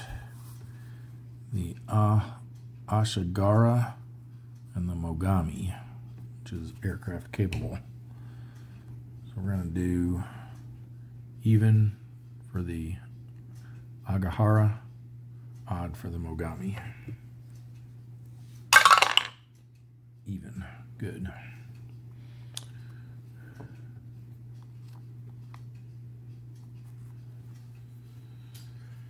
All right, so we got a couple of battleships. Let's do the one in column C first. It is the Musashi. We'll have to see if normally we would be allowed to encounter them there, but with the special IJN rules for the Yamato class battleships, we have to check and see if that's an allowed area. But I'll go ahead and pull our other one first before we do that. And it is, the BV Issei.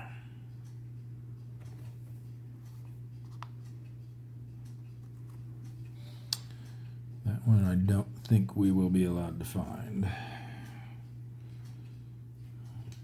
I think for that one we'll actually have to reveal another one. Which means we'll have to reveal our destroyer that we unflipped, unfortunately. Alright, but first for the Yamato class, like I said, according to the standard IJN doctrine, battleship doctrine from 30.1, we would be able to encounter them here. However, during 43 and 44, they can only be encountered in the East China Sea, South China Sea, North Philippine Sea, Marianas, and the Carolines. And in this case, it's removed and no ship is drawn in its place.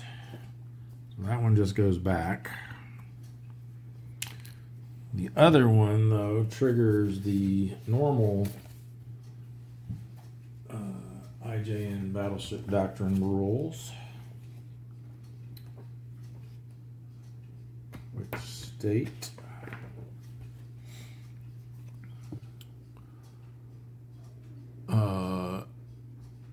BB and BV other than the Congo class and Yamato class, which the BV Issei is not either of those, 36,000 tons. They can only appear in Empire Pacific, Sea of Japan, East China Sea, and during War Period 3, also in the North Philippine Sea. If it takes place in any other area, they are placed back in the cup and will reveal another counter in their place. So we have to reveal this one, which is our destroyer buddy. So this is not looking very good.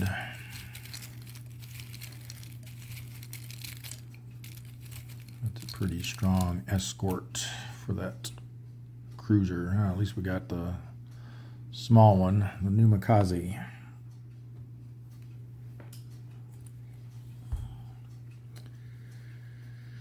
All right, TDCs. We can't do the targeting and escort rule because there's a diligent escort revealed. So these are probably pointless, but we have to put them down anyway. In fact, we're probably not going to have a shot on that cruiser either with its 5 defense. By the time we stack in all the other stuff. Yeah, not with a 0, we're not. So looks like we're going to get to slip away with no counterattack, I think. So they're a 5. They get 5 from them, which is 10. Another 1/2, which rounds up to 1. Well, the half doesn't round up, but the 10.5 rounds up to 11. You don't round them up individually. You round up the total. So yeah, 11. TDC's 0. So they're an 11. We're a 7. We got no possible shot, which, because it's the initial attack round, means there's no counterattack, and we're just going to withdraw. So A rating did not go aggressive. We need a 6 or less, and we got it.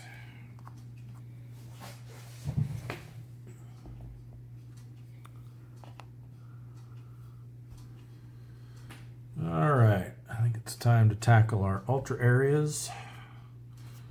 And then that's probably going to do it, because I think we'll move everyone that's not in an ultra area into one. get a little bit of congregating risk there in the South China Sea 1 area because there's 4 there already, but that's okay. We only got 3 here, so we can move the gray back in there with no congregating risk. So we'll start with the steelhead. They get a +1 to search and contact because it's an ultra area.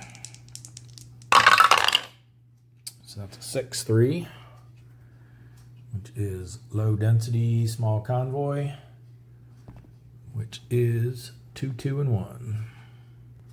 Correction.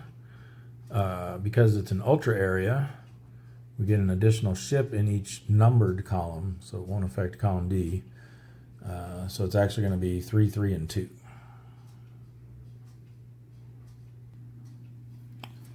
All right, no TDC or no solution here. Too close. All right, well, this has the potential for being really good. Let's see if it actually is. We'll set up in column B. I think we go standard initially. We always have the option to switch to aggressive in the re-attack round then. I want to see what's over in column C in case it's something we need to move away from. Okay. We'll unflip that one. Let's look at the 2 in column A next.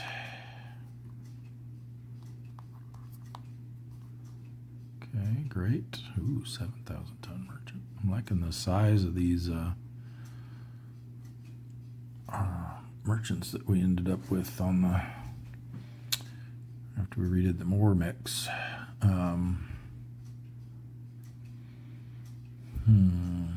Let's do top. Good. All right. Turned out pretty spectacular. Let's get a couple auxiliaries here. First one for column A is the Kinagawa. And our second one is the Sagara Maru.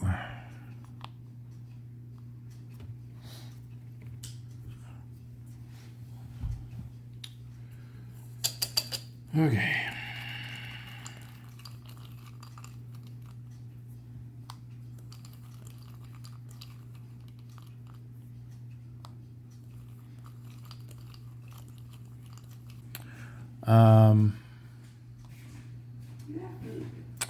All right, so we got a couple of decent ones.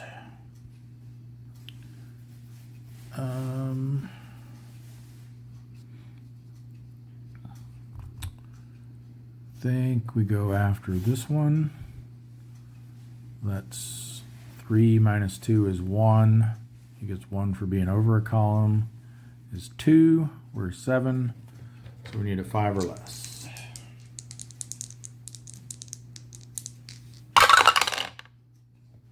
Got it.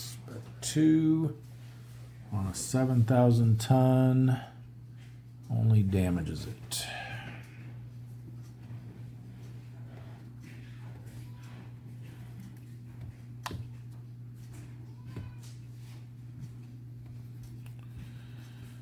So, oops.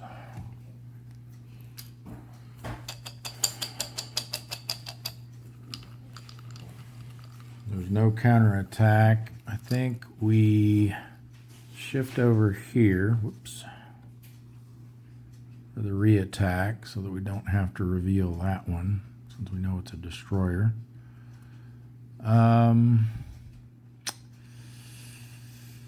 A little leery of switching to aggressive, not knowing what might be under there. So let's say standard.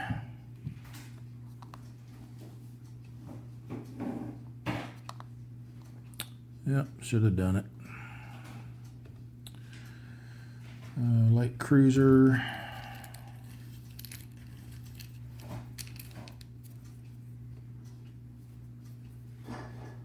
This is the Tatsuta.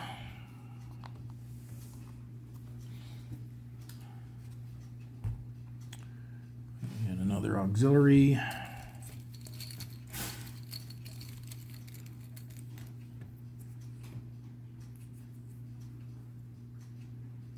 This is the Sugaru. Pretty small one there.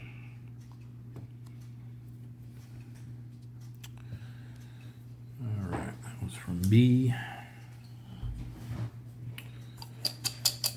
Get some more TDCs here. I think we want to do 2 in our column, obviously. And then I think we'll go for the 2 bigger ones over there.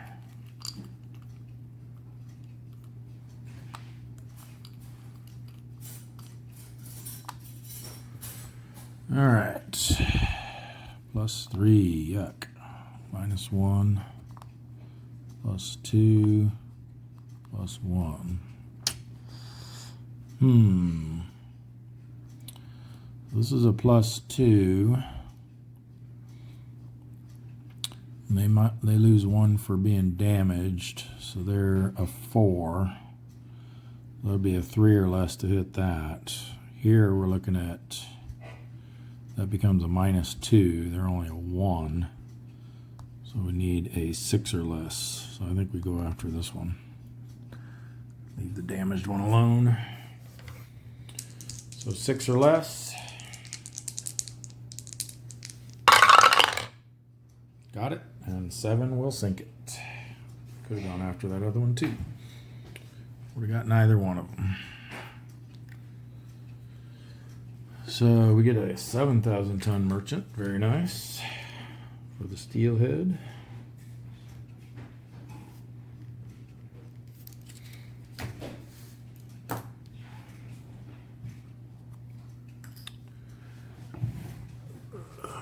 That puts us to 451.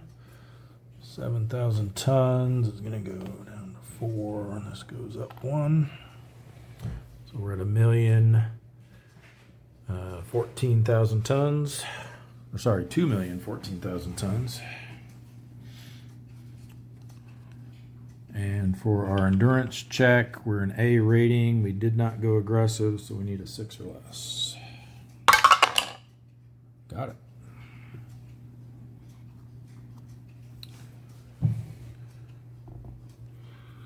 Next up will be the swordfish. Search and contact with a +1. 9-2. High density small convoy with an extra ship in each column, each numbered column. So 433.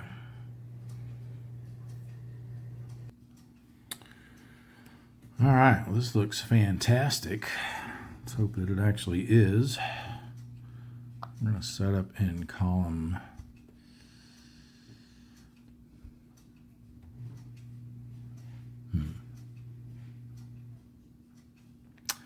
Yeah, let's just go column A. We're going to go aggressive right off the rip. We're going to have to do one over here anyway, so let's start with that. Let's look at this one. Nice. And then we'll do these 4. If we encounter that destroyer hiding under a red ball, we can unflip them. We did not. Great.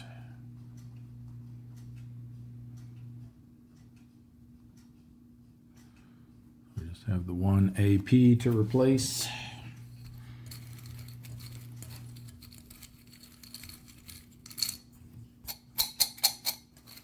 Mix that up a little more.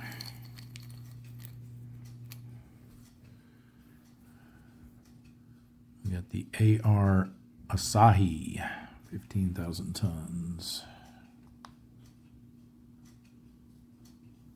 If we do manage to sink that, I believe that's a named ship in the base game as well that we'll need to remove. If I remember right. I'll check later. All right, this goes back in cup A. 4 TDC markers. I think we'll just go for the ones in our column.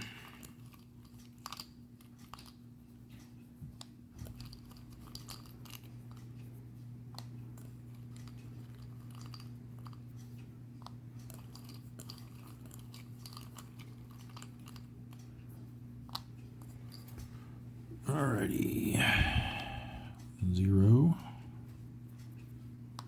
plus 1 minus 1 plus 2. I think that 7,000 tonner looks pretty appealing. That's a minus 1 because we're aggressive, so they're a 2, we're a 6. That's a 2 hit of 4, which means we'd hit it on a 5 or less. This one would be a 0, so that's a 6. We'd hit it on a 7 or less.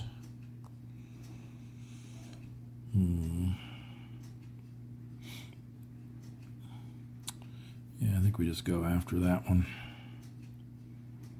for the higher tonnage. So 5 or less is what we're looking for. Oh, would have hit the other one. Would have only damaged it, but at least it would have been a hit.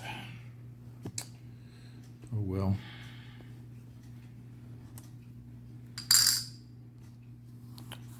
There is no counterattack. We're going to stay in column A. We're going to stay aggressive. We have to flip these two over. Ooh, combat event. First one of those we've seen this week. Beneficial one, 7. Don't remember. Nope. Well, hopefully it will have no effect. It's counterattack combat. So if we do end up revealing something with ASW, they will get to strike first. Let's hope we don't. Oh, and sorry, I just realized I have to reveal the IJN first, so let me do that first. So it is in fact a destroyer, so then this becomes the combat event, counterattack combat, so they will attack us first.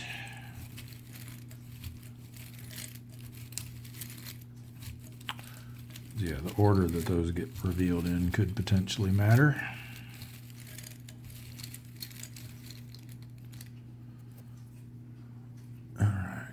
It's a baby one, the Asakazi.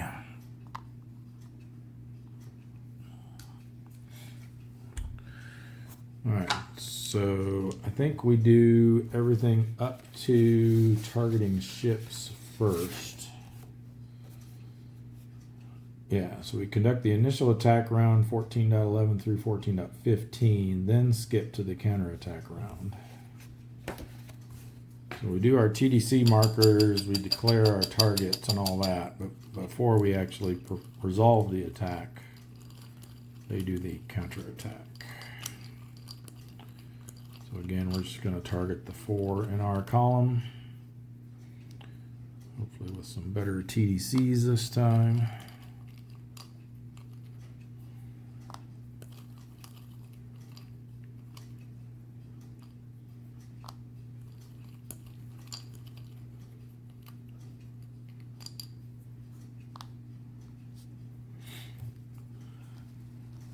Alrighty, that's more like it.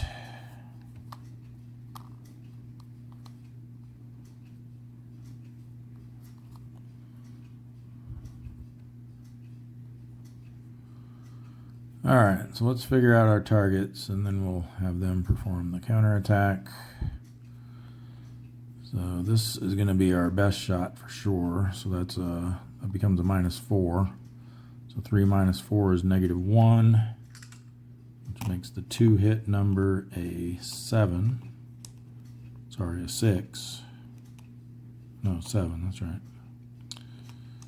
And we would actually hit on an 8 or less. If we targeted this guy, That's basically 1. It's worse by 1, so that would be a 2-hit value of 6. This one, that's a -3, so 2 minus 3 is -1, so that's another 2-hit of 7. Only got one more die, so I can't really represent it. So these two would both be 7s. This would be a 6. I'm almost tempted to do a split shot here. Just do 3 on each.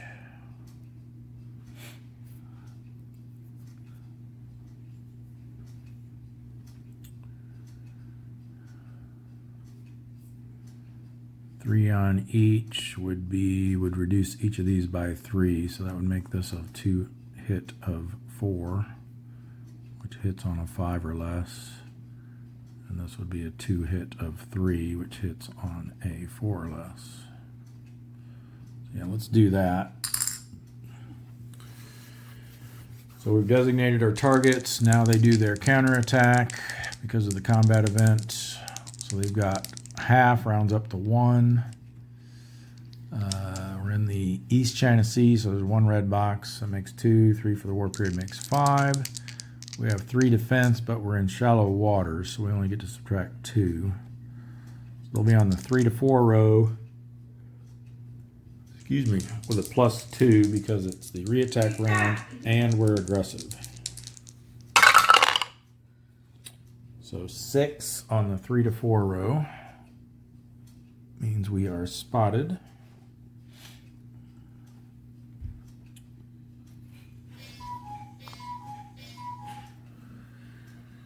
And then we conduct our attacks. So the top one first, we need a 5 or less.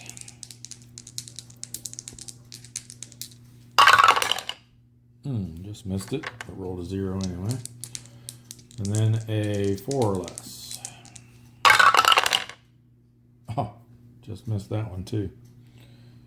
Should have rolled the other one first. 4 would have been enough to sink. Yes, it would have.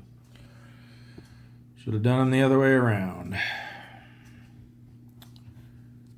All right, they already did their counterattack, so now we just go to the endurance check.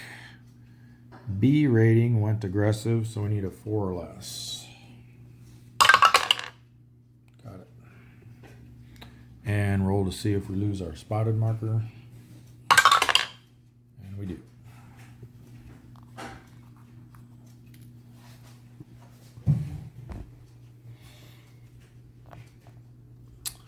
Search and contact for the Sea Raven with a +1.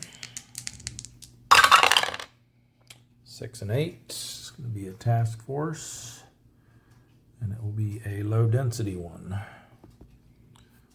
So with the extra ships, it will be 2, 3, 3, 4. All right, we got 2 no solutions this time. Whoops, almost accidentally revealed that. Too close in column C, and evading in column D. All right, I think we're just going to, yeah, let's just go right for column D. Slide over here a little bit. And we'll go standard attack posture. Let's start off with these. Merchant. Again?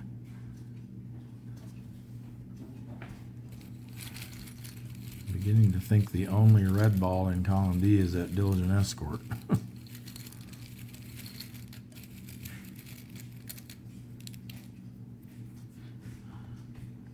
The Samadare.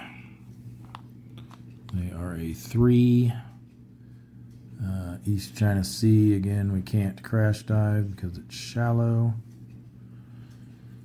So they will get to counterattack us immediately. They get a 5, which is just short of spotting us.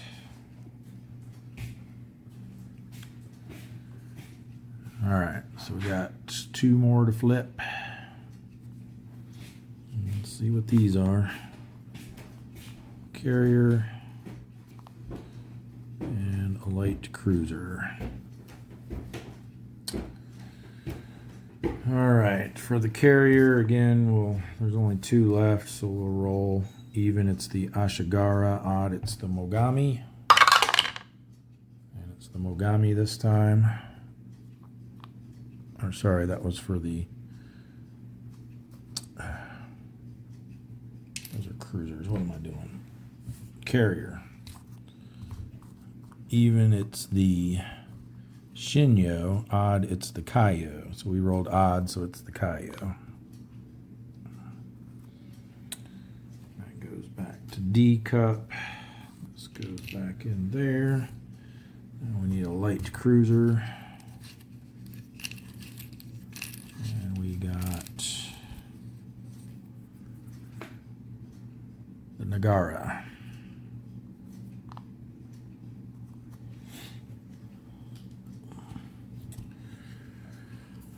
All right, looks like we're gonna target that unrevealed over there with one of these. I don't see any point in targeting the Diligent.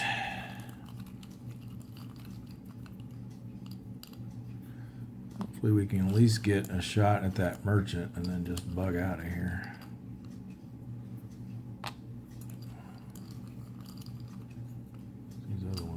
Pretty tough.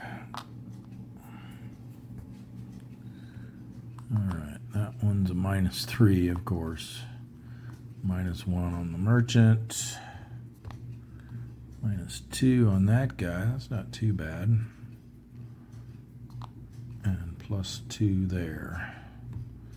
So let's see. These are actually going to be the same, so we might as well go after that if we can. The Kaio is 3 + 5 makes 8. -2 is 6. We're a 6, so we can hit it on a 0. Let's see if we can do it. I'm not going to take my chances with that unrevealed one.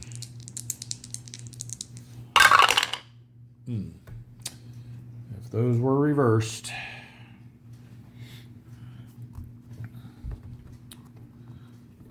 So our counterattack is going to be 5 plus they contribute a half, so that's going to round up to 6. 1 red box and 3 for the war period makes 10. We're at 3 defense, but we're in shallow water, so we only subtract 2. It's going to put them on the 8+ row. This is scary. Very scary. 6 is not going to be very good for us. We are damaged RTB, and then if the second die roll is a 7 through 9, we're actually sunk. And it was a 7. So the Sea Raven has been sunk.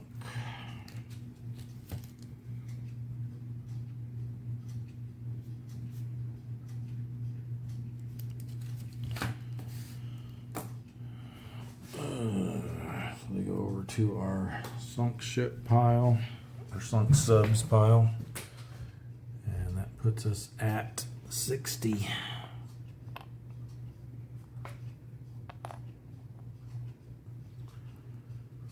Not good.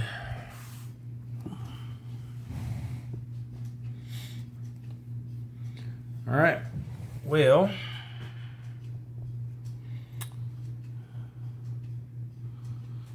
we'll move the gray back in. So they will do a transit event check. Because they have radar, they can ignore the shallow water for that. Not for anything else, unfortunately. So it's just going to be a straight roll. So anything but a 9 is what we want. And we got it. Search and contact with a +1 yields a 2-9. Well, 2 is a white box result, but a 9 is a red box result, so they have encountered a loner. So let's get that set up. This all needs to go back.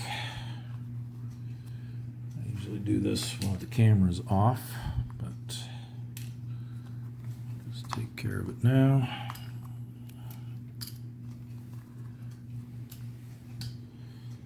All right, since it's War Period 3, their loner comes from column C, or from cup C.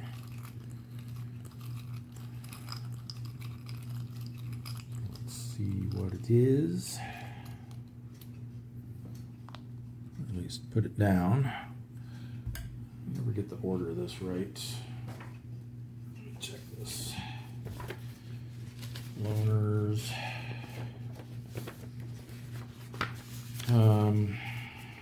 Yeah, so we place the ship in the column. Then we roll a die and see if it's equal to or less than the submarine's tactical rating, which is 4. Then we get to set up in the same column. So let's hope we do. We do.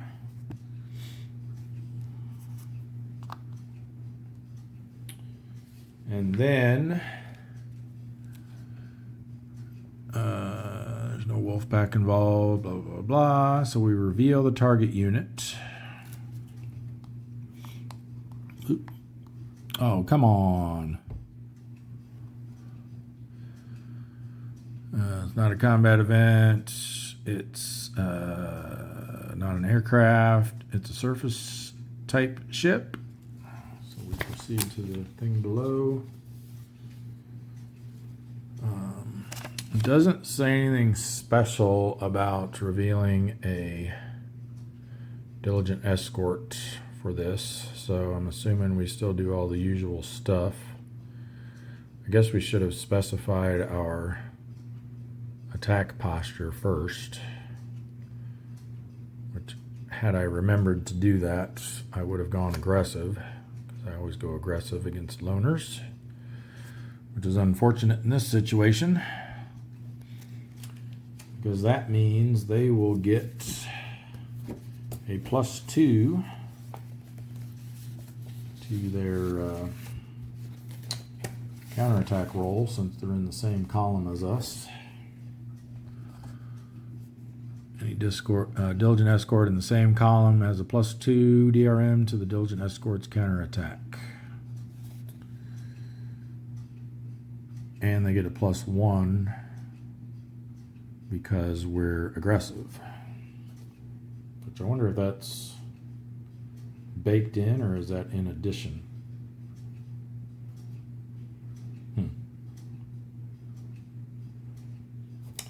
Guess I should find that out.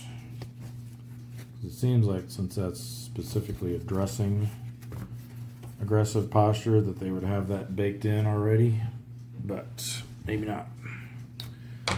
Well, we'll play it as if they get a +3, I guess. So let's see who it is.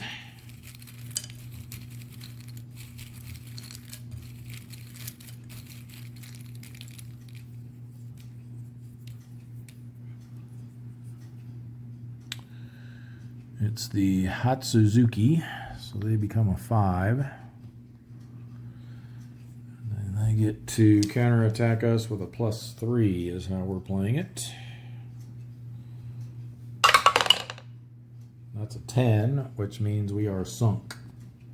So whether it was a +2 or a +3, it wouldn't have mattered. We are sunk. So that's 2 in a row they got. Wow.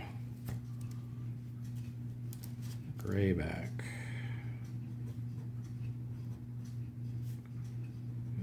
Sunk.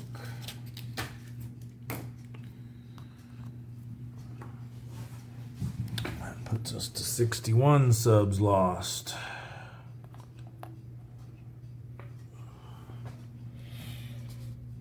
Man.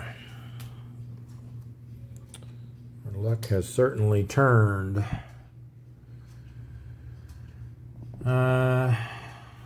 given that development, since we now only have 2 subs in the East China Sea, I'm thinking maybe we move 2 of these over.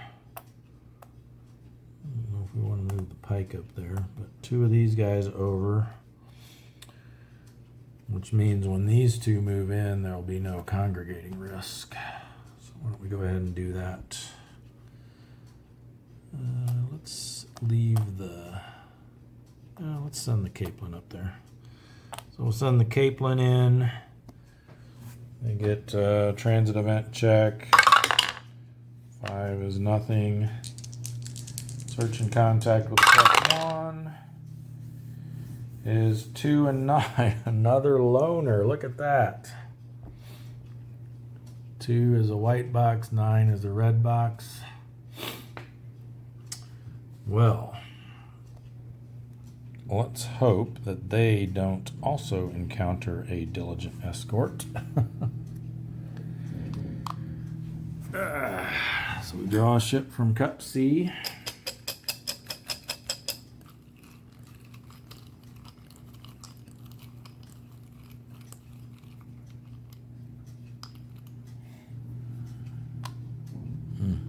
Another IJN flag on the back. Not a good sign. Yeah, I think this time we go standard attack, folks. We have to start. So their tactical rating is 4. We got a 2, so they get to set up in the same column. We now reveal it. See, it should specify in this procedure, I think. Maybe we should have addressed this when we did this.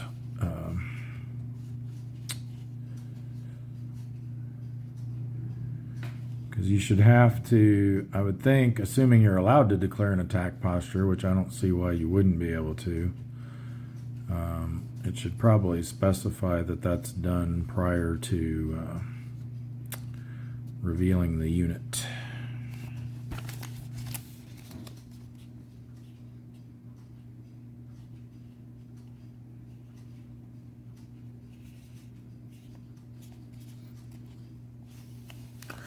Unless an advantage of encountering a loner is you get to see what it is first before declaring your attack posture, which I guess could be a possibility too. All right, anyway, we'll say that we have to declare it now, and we're going to go standard attack posture. And it is a cruiser. So these are the ones that I accidentally rolled for before instead of a carrier. So we got the Ashigara and the Mogami. So even it's the Ashigara, odd it's the Mogami, and it's the Ashigara. Just kind of hoping we'd be able to get the Mogami out of the mix here.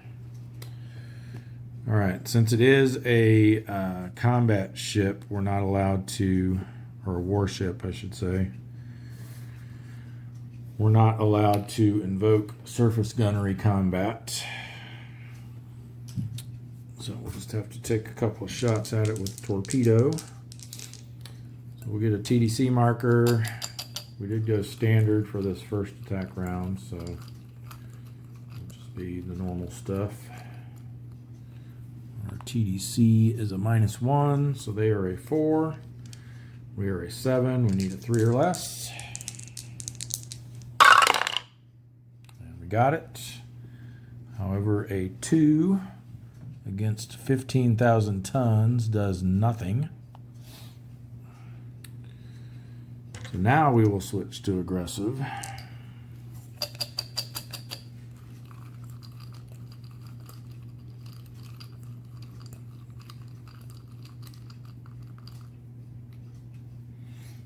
And we got a -2 this time. Nice. That becomes a -4. So now they're a 1. Which means our 2-hit number is 6, and we'll hit on a 7 or less. There we go. 7 will do it. for 15,000 tons. Yeah, right. Why is it going out of focus here? There we go.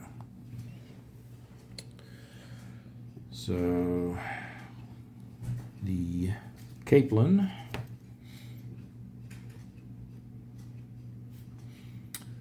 gets the CA Ashigara 15,000 tons. Nice. We'll go over to our pile of shame, which hasn't been reconstituted yet. And we get a ship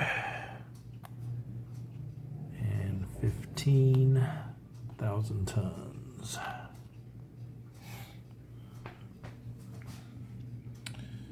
And then endurance check, and they do get a -1 to this for encountering a loner.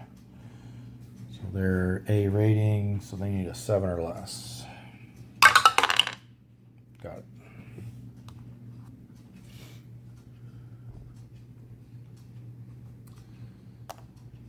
All right, well, that loner encounter went much better than the previous one. We'll send the Rattan in next. So again, transit event check, anything but a 9. And search and contact with a +1 is an 8 and a 7. So they find an actual contact this time, which is going to be a moderate density large convoy, which with the additional ships becomes 3422. All right, we're going to set up in column B here. Looks like some nice targets there. We will go standard attack posture. Let's see what's over here, though. Oh, a combat event.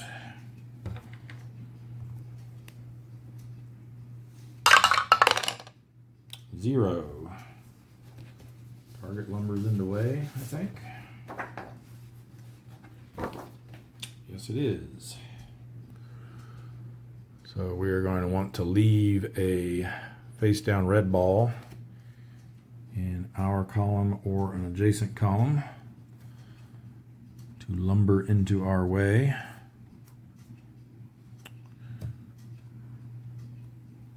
So let's continue revealing with, that was from C. Let's just do these ones in our column, I guess. You know what? Let's do this one next.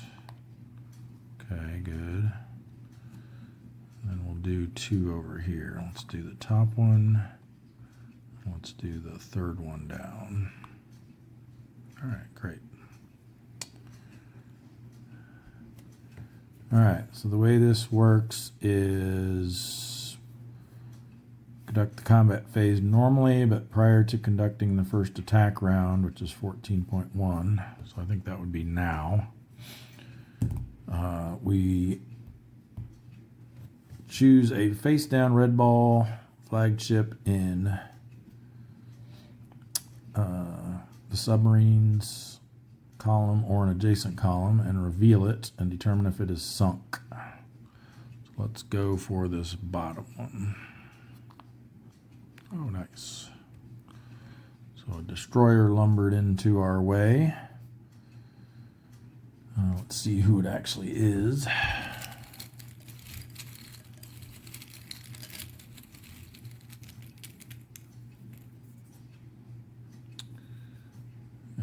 Would have preferred it to be a big one, but the Asakaze.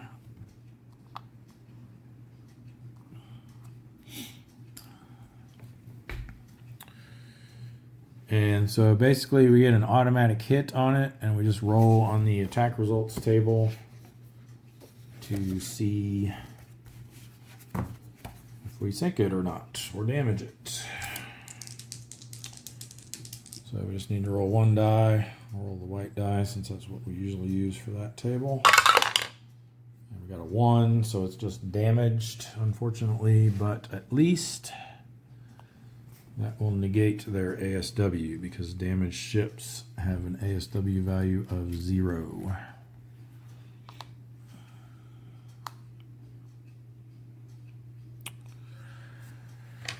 All right, so now we can put our TDC markers out. That reminds me, didn't we have, I need to go back and fix that. We had a damaged IJN ship a while back, and we were supposed to roll to see what turn they're going to come back. So I'll, after we resolve this, I'll pause the recording and go back and figure out who that was and take care of that. All right, so we got one here.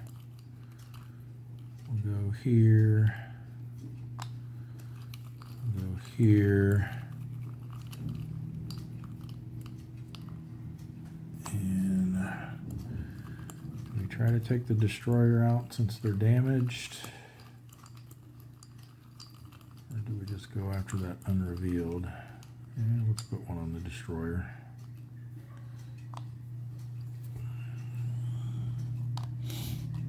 Zero plus 2 minus 1 plus 1. Yeah, so we'll just go after this merchant here. So he's a 0. They're contributing no ASW, so 7 or less. Unless we want to do some split shot shenanigans, but nothing else really has a decent. These guys are a 3, so that would be a 2 hit of 4. These guys would be a 3 as well. Yeah, I think we'll just go with it as is. So 7 or less. Huh. It's like the worst roll, 9-0.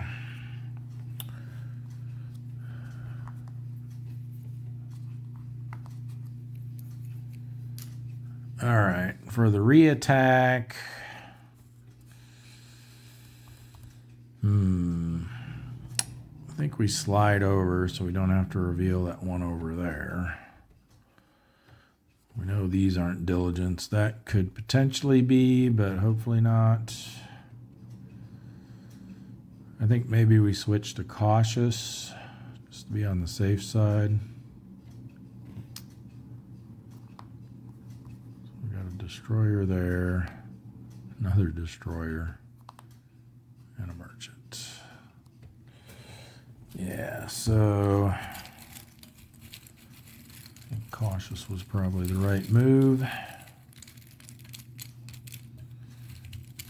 Oh, I guess I should have pointed out, since their ASW has been reduced to 0, that meant there's no counterattack.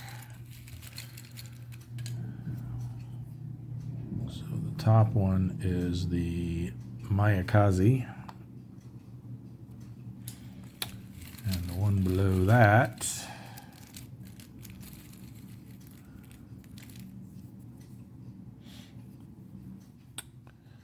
is the Shiratsuyu.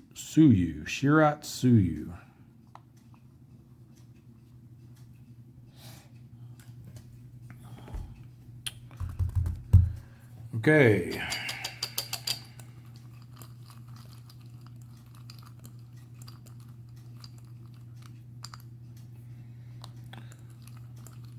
We've got 4 merchant class ships to target this time.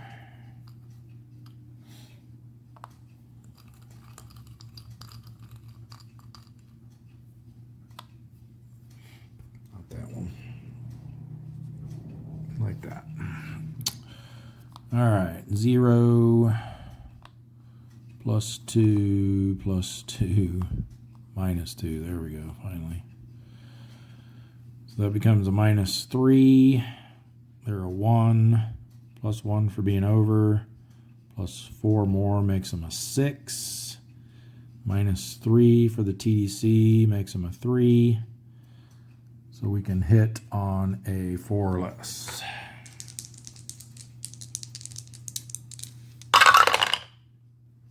Just missed it again. lot of those where we just missed it by one. Counterattack this time. 4 plus 1 plus 3 is 8. Minus 3 because we're in shallow waters. So they're going to be on the 5 to 6 row. Plus 1 for reattack round, but minus 1 because we're cautious. And a 2 on the 5 to 6 row is nada. A rating, we did not go aggressive, so we need a 6 or less. Just missed that too. We were on a pretty good run there of passing our endurance checks. All right, so next we'll go to the South China Sea 1 op area and roll for the cod.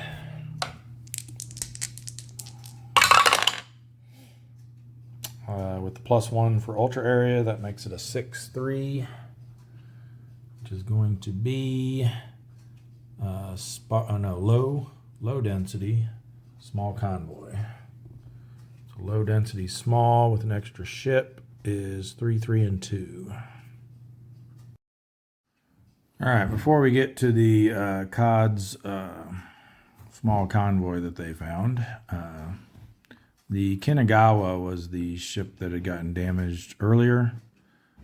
So we need to roll to see what month they will be coming back from repairs.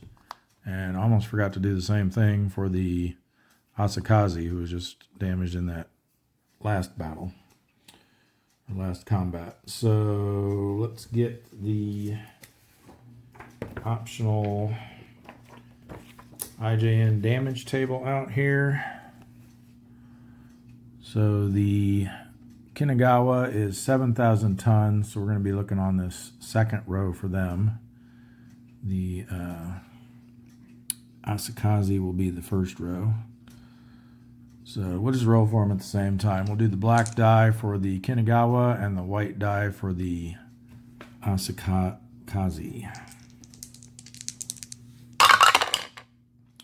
We got a 3 and a 4. So for the Kinagawa, again, they're on the second row. They got a 3. So they're going to be in repairs for 4 months. So that will be January, February, March, April. They will return in May. And for the Asakaze, they rolled a 4 on the first row, which is 2 months. So they will be in repairs for January and February, and they will come back in March along with this whole lot.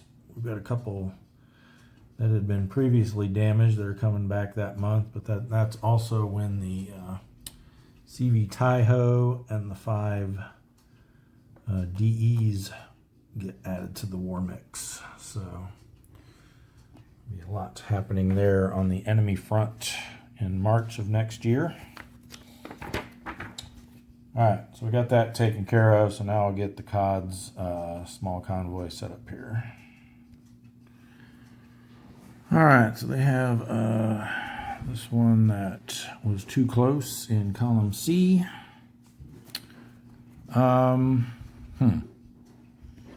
Let's do column B. We'll do standard attack posture. We will do, we'll reveal this one. Ooh, battleship. We are in South China Sea 1, so it might not be something we can encounter. Let's do these other 3 red balls. Ooh, destroyer. Let's unflip that. Let's try these 2.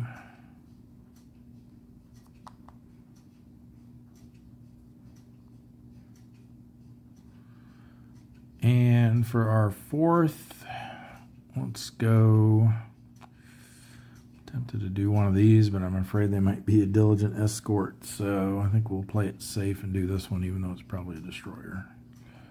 Yes, it is. All right. So we'll get that destroyer.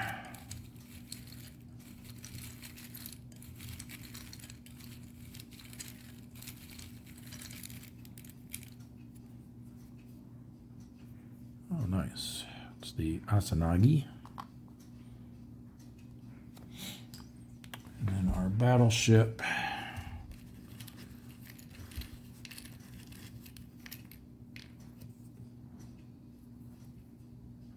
is the Yamato.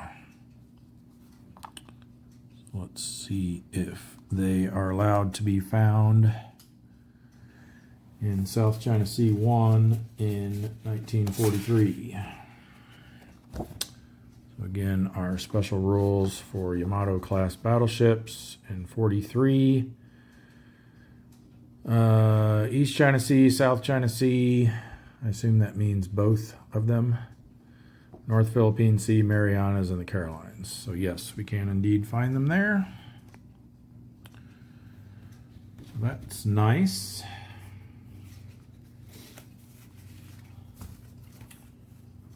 Let's see what we get for our TDC markers then. Looks like we're gonna go here and here for sure.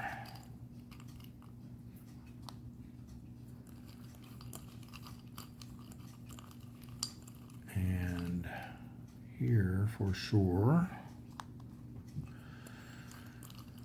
And for our fourth one, we know the bottom one's a destroyer, so let's try here.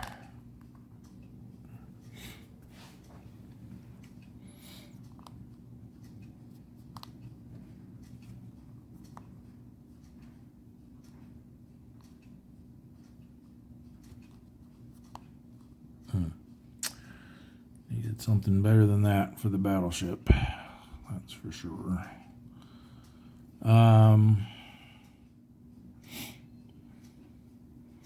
Looks like this is going to be our best shot.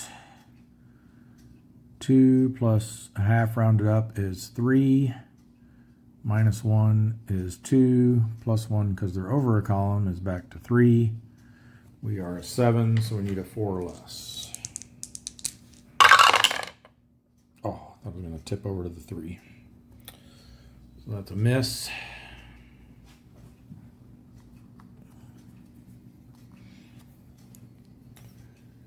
For counterattack, we've got a half rounds up to 1. 1 red box, 3. For the war period, we're not in shallow water, so 5 minus 4 is 1. So we'll be on the 1 to 2 row. Ooh, a 7. Yuck. Just missed seeing us. Oh boy. This could get ugly really fast.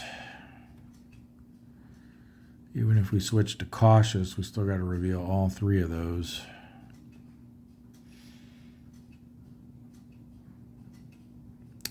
I don't know. I mean, part of me wants to slide over here and go aggressive and see if we can get that battleship down. But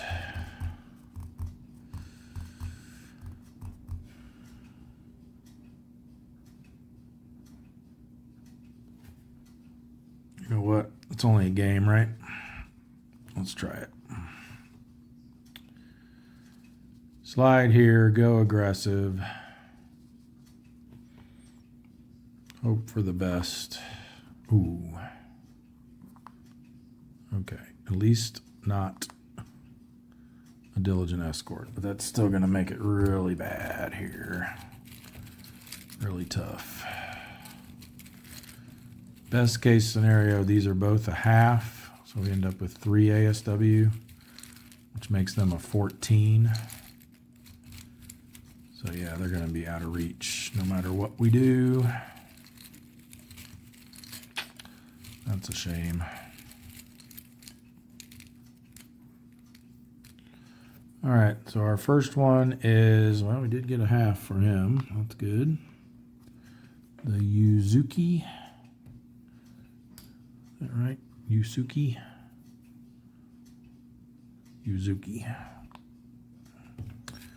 And the second one is also a half. So we did get the best possible situation, at least, given the circumstances. The Uzuki, and the Uzuki. But yeah, we're, I think the only chance we have is to take one of those destroyers down.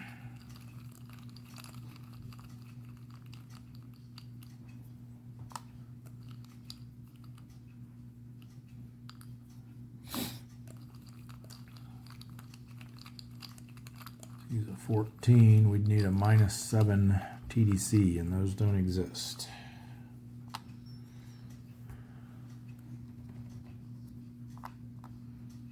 -1, 0, -2. We had about the best. We had the best situation we could have had here. We just needed these to come up as not.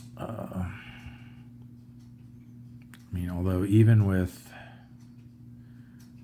this, we knew this was a destroyer, so even if that had been a half and these had been nothing, we'd have still been looking at 12 -4 would be 8. So yeah, I guess I should have figured that out ahead of time. We had absolutely no chance, no matter what happened. So that was dumb. But we'll play it out. We might be able to get one of these destroyers down. So this guy's a 6 plus, 6 plus 4 is 10. Sorry, 6 plus 3 is 9, but then he's over a column, makes him 10. -3 for the TDC makes him 7. So yeah, we can hit him on a 0.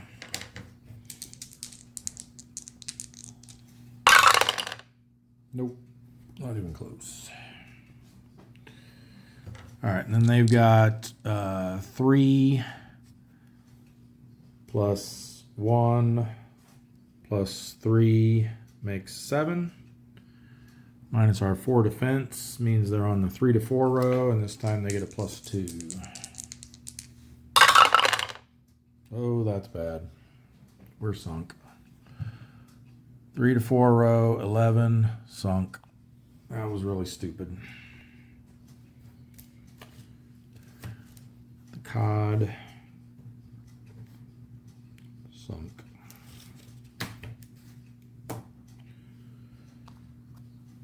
Really dumb.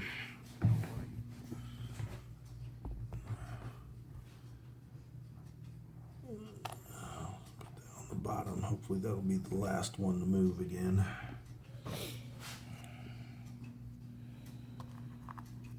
Okay, so next we have the pike, the +1 to search and contact, 2-8. Afraid that's going to come up short. It did. So their C rating, didn't find anything. We need a 5 or less. Got it.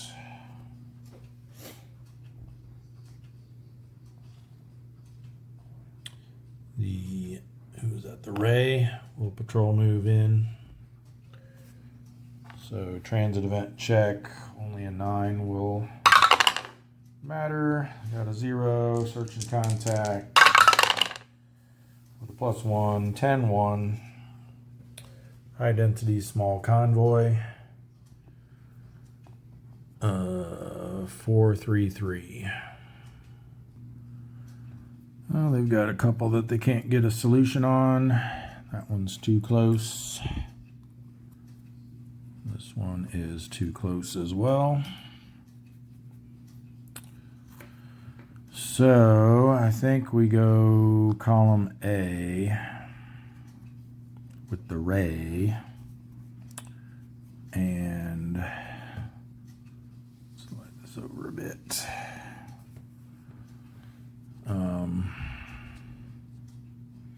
Standard attack posture. We'll go 1, 2, 3, 4. All right, there we go.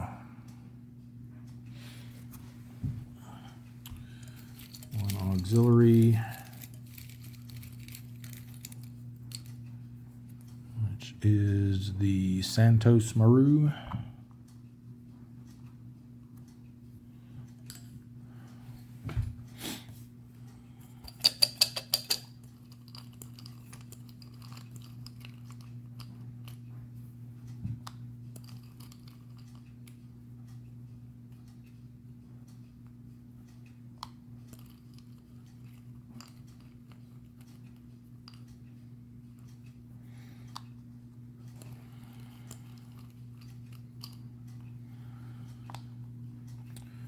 All right. +1, +1, 0, -3. Okay. Guess we go after the -3. 2 + 1 makes 3, -3 makes 0, 7 or less. Not going to try any shenanigans here. Just need to sync something. There we go. The ray gets a 2,000-ton merchant.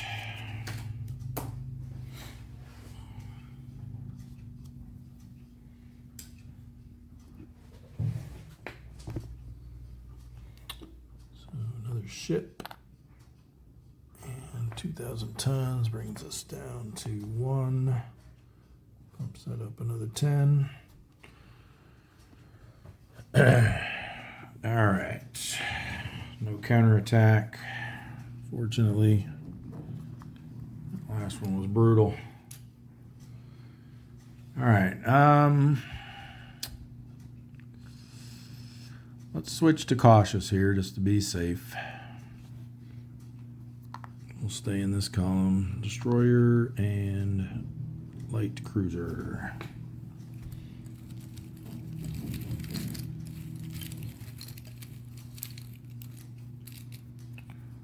Our destroyer is the Namikaze.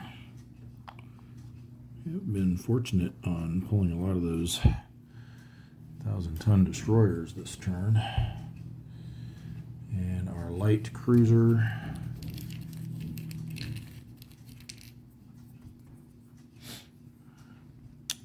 is the Kashima.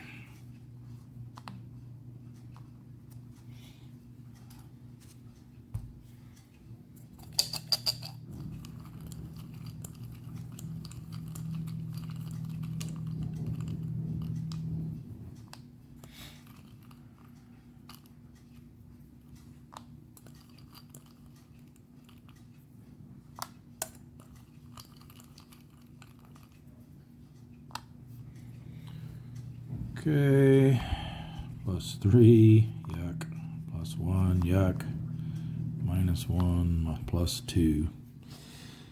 I was really hoping to be able to go after one of those bigger targets, but looks like we'll settle for the 1,000-ton merchant. So this is a -2 now. So he's a 0 still. Well, we got 1 ASW now, half. So he's a 1. So we need a 6 or less. Nope. And counterattack this time. 1 + 1 + 3 is 5. 4 defense. So 1 to 2 row with the +1. 6 should be nothing. Yep. Endurance check. A rating, did not go aggressive. 6 or less.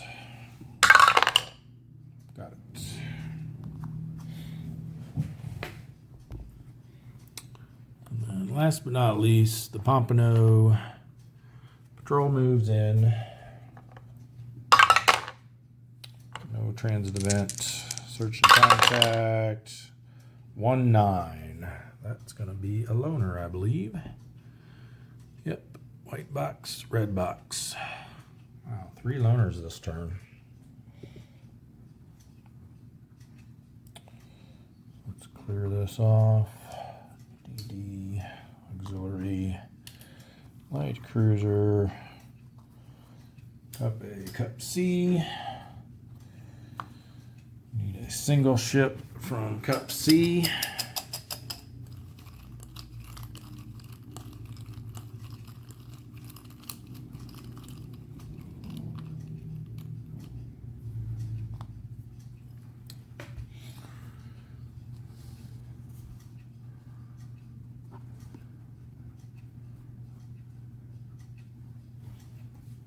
So I think I'm going to actually reverse my previous ruling on this. So reread these rules for targeting a loner until I get further clarification from Brian. So it says resolving the loner combat. You reveal it, and then it goes through all this stuff about what to do for different types it's revealed. And then if it's a surface ship, you proceed to the combat procedure, and then the combat procedure below says resolve combat normally, which would then be, I would think, declaring your posture, yada, yada, yada. So until I find out otherwise, I'm going to play it that you don't declare your posture until after the ship is revealed. So first we got to see if we're in the same column or not. So we need a 4, or no, this guy's only a 3. So 3 or less. Got it. So then we reveal. And it is a merchant. So we do have the option to conduct surface gunnery, which I think we will. So we become spotted.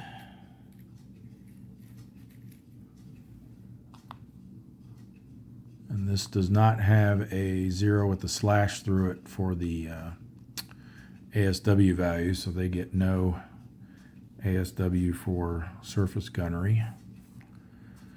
We don't have to worry about any sort of counterattack. So for surface gunnery, back on our combat event table, we don't use the Mark 14 torpedo value. We just roll on the 26 to 35 line, unless we're one of those other types of submarines that had better deck guns. So we're on the 26 to 35 line, which means we're looking for a 6 to damage, 7 or higher to sink. We'll just roll the black die. Up to nothing. So we'll go re-attack. Oh, the other thing too that was added in the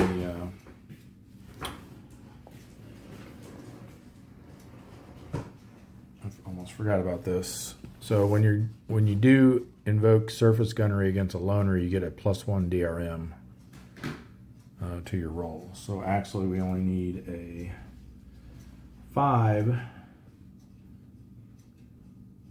to damage, a 6 or higher to sink. So at this point, we're looking for a 6 because the damage result won't do us any good. And we got a 4. So no luck there. They get away. We do our endurance check with -1. So with a C rating, we need a 5 or less. Which we got. And then we can roll to see if we lose our spotted marker. And we do.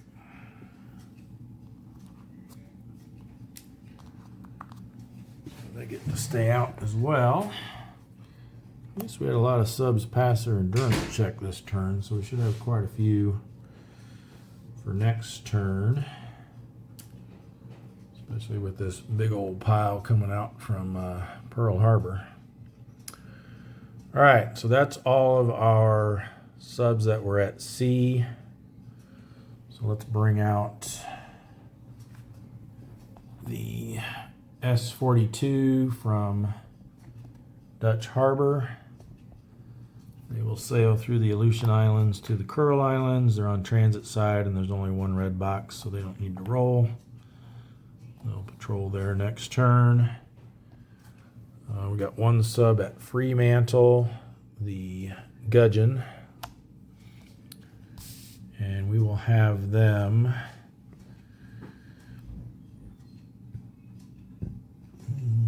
some stuff coming out of the Bushnell, so I think we'll send them up to South China Sea 2. And again, transit side, only one red box. They have radar, so the shallow water doesn't have any effect. They will patrol there next turn. Let's get our guys out of the tenders next, I think. So the Bushnell, we got two coming out, which is here in the South Philippine Sea. The Corvina and the Kingfish, both Gattos. I want to try to get them into some good areas. We got room. We got 4 subs already in the East China Sea.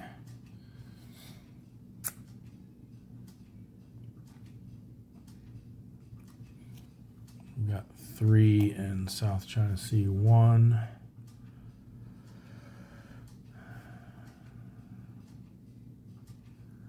So I think we send one of them here, and then they can patrol move into the East China Sea next turn. So he's using cautious transit, so he definitely doesn't have to do any sort of event check with a -2 there. And then I think we'll send the Kingfish over this way through the South China Sea 2 into South China Sea 1. And again, there's only one red box and he's transit side, so he's fine. This can come off.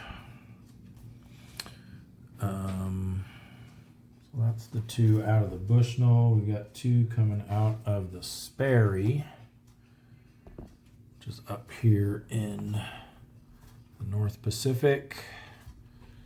And they are the Blau, which is a Blau class, obviously, and the Gunnel, which is a Gatto class. We've only got 3 in the Sea of Japan, and 2 of them are leaving. So I think we send the Blau up there through the Kuril Islands. They only have 3, so they're safe there. So it's going to be +2 for ending the Sea of Japan, -1 for being on transit side. So a net +1, so we don't want to see a 7, 8, or 9. Good.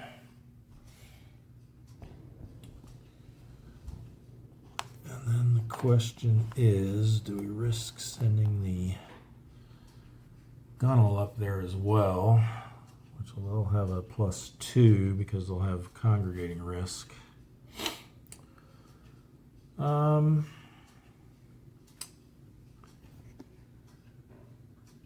don't think we need to do that. We've still got a lot of areas here that aren't going to have very many subs in them next turn. So let's just send them over here to the Empire Pacific. 1 red box along that route, so they don't need to roll. They'll patrol there next turn. And that just leaves all of these coming out of Pearl Harbor. So let's get them down here and see where we want them to go and who we want to be our next wolf pack. So ideally, if we've got 3 Balaus here, let's see, Gatto, Balau, T, Gatto, S3, new S2, Gatto. All right, so we only have 2 Balaus, so it's going to be the archer fish and the bat fish, and then one of these Gattos. Let's see who we like. Let's do the muskellunge. Like I mentioned before, there's a pub near me that actually they do board gaming there once a month on, I think, Thursday nights. Called the Muskellunge. So we're going to pick them. Only because of that. Alright, so where do we want, let's decide where we want them to go first, I think. Woo. Knocking our subs in the repair box there all over the place. So we'll probably either send them to the Marshall Islands to head off this way, or to the North Pacific.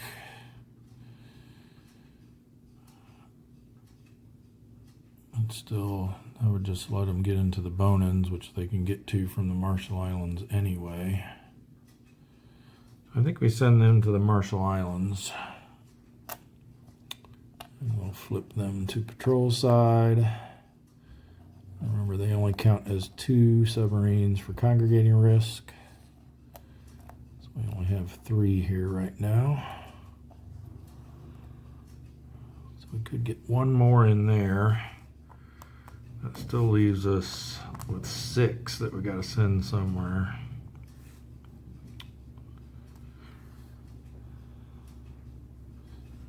I think we want to send our other 4 Gattos to the North Pacific, probably.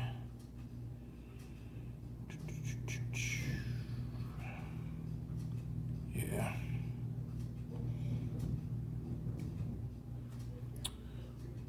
So they'll go up through here.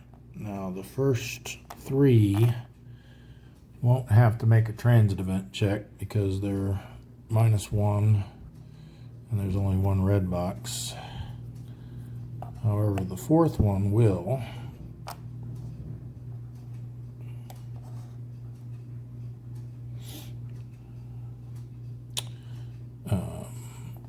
So we just want them to not get a 9.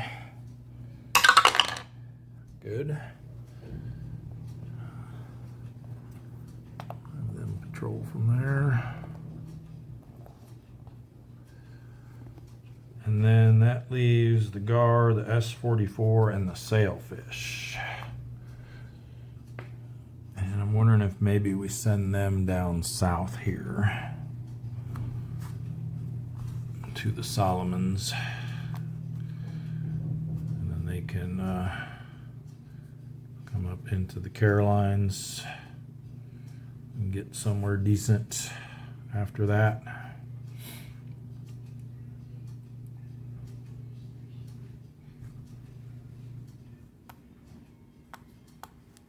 I think we send them down there and then just leave them on transit side so they can get further in, maybe up through the Bismarck Sea into the South Philippine Sea or something next turn. Or do we just want to have them patrol in the Carolines next turn?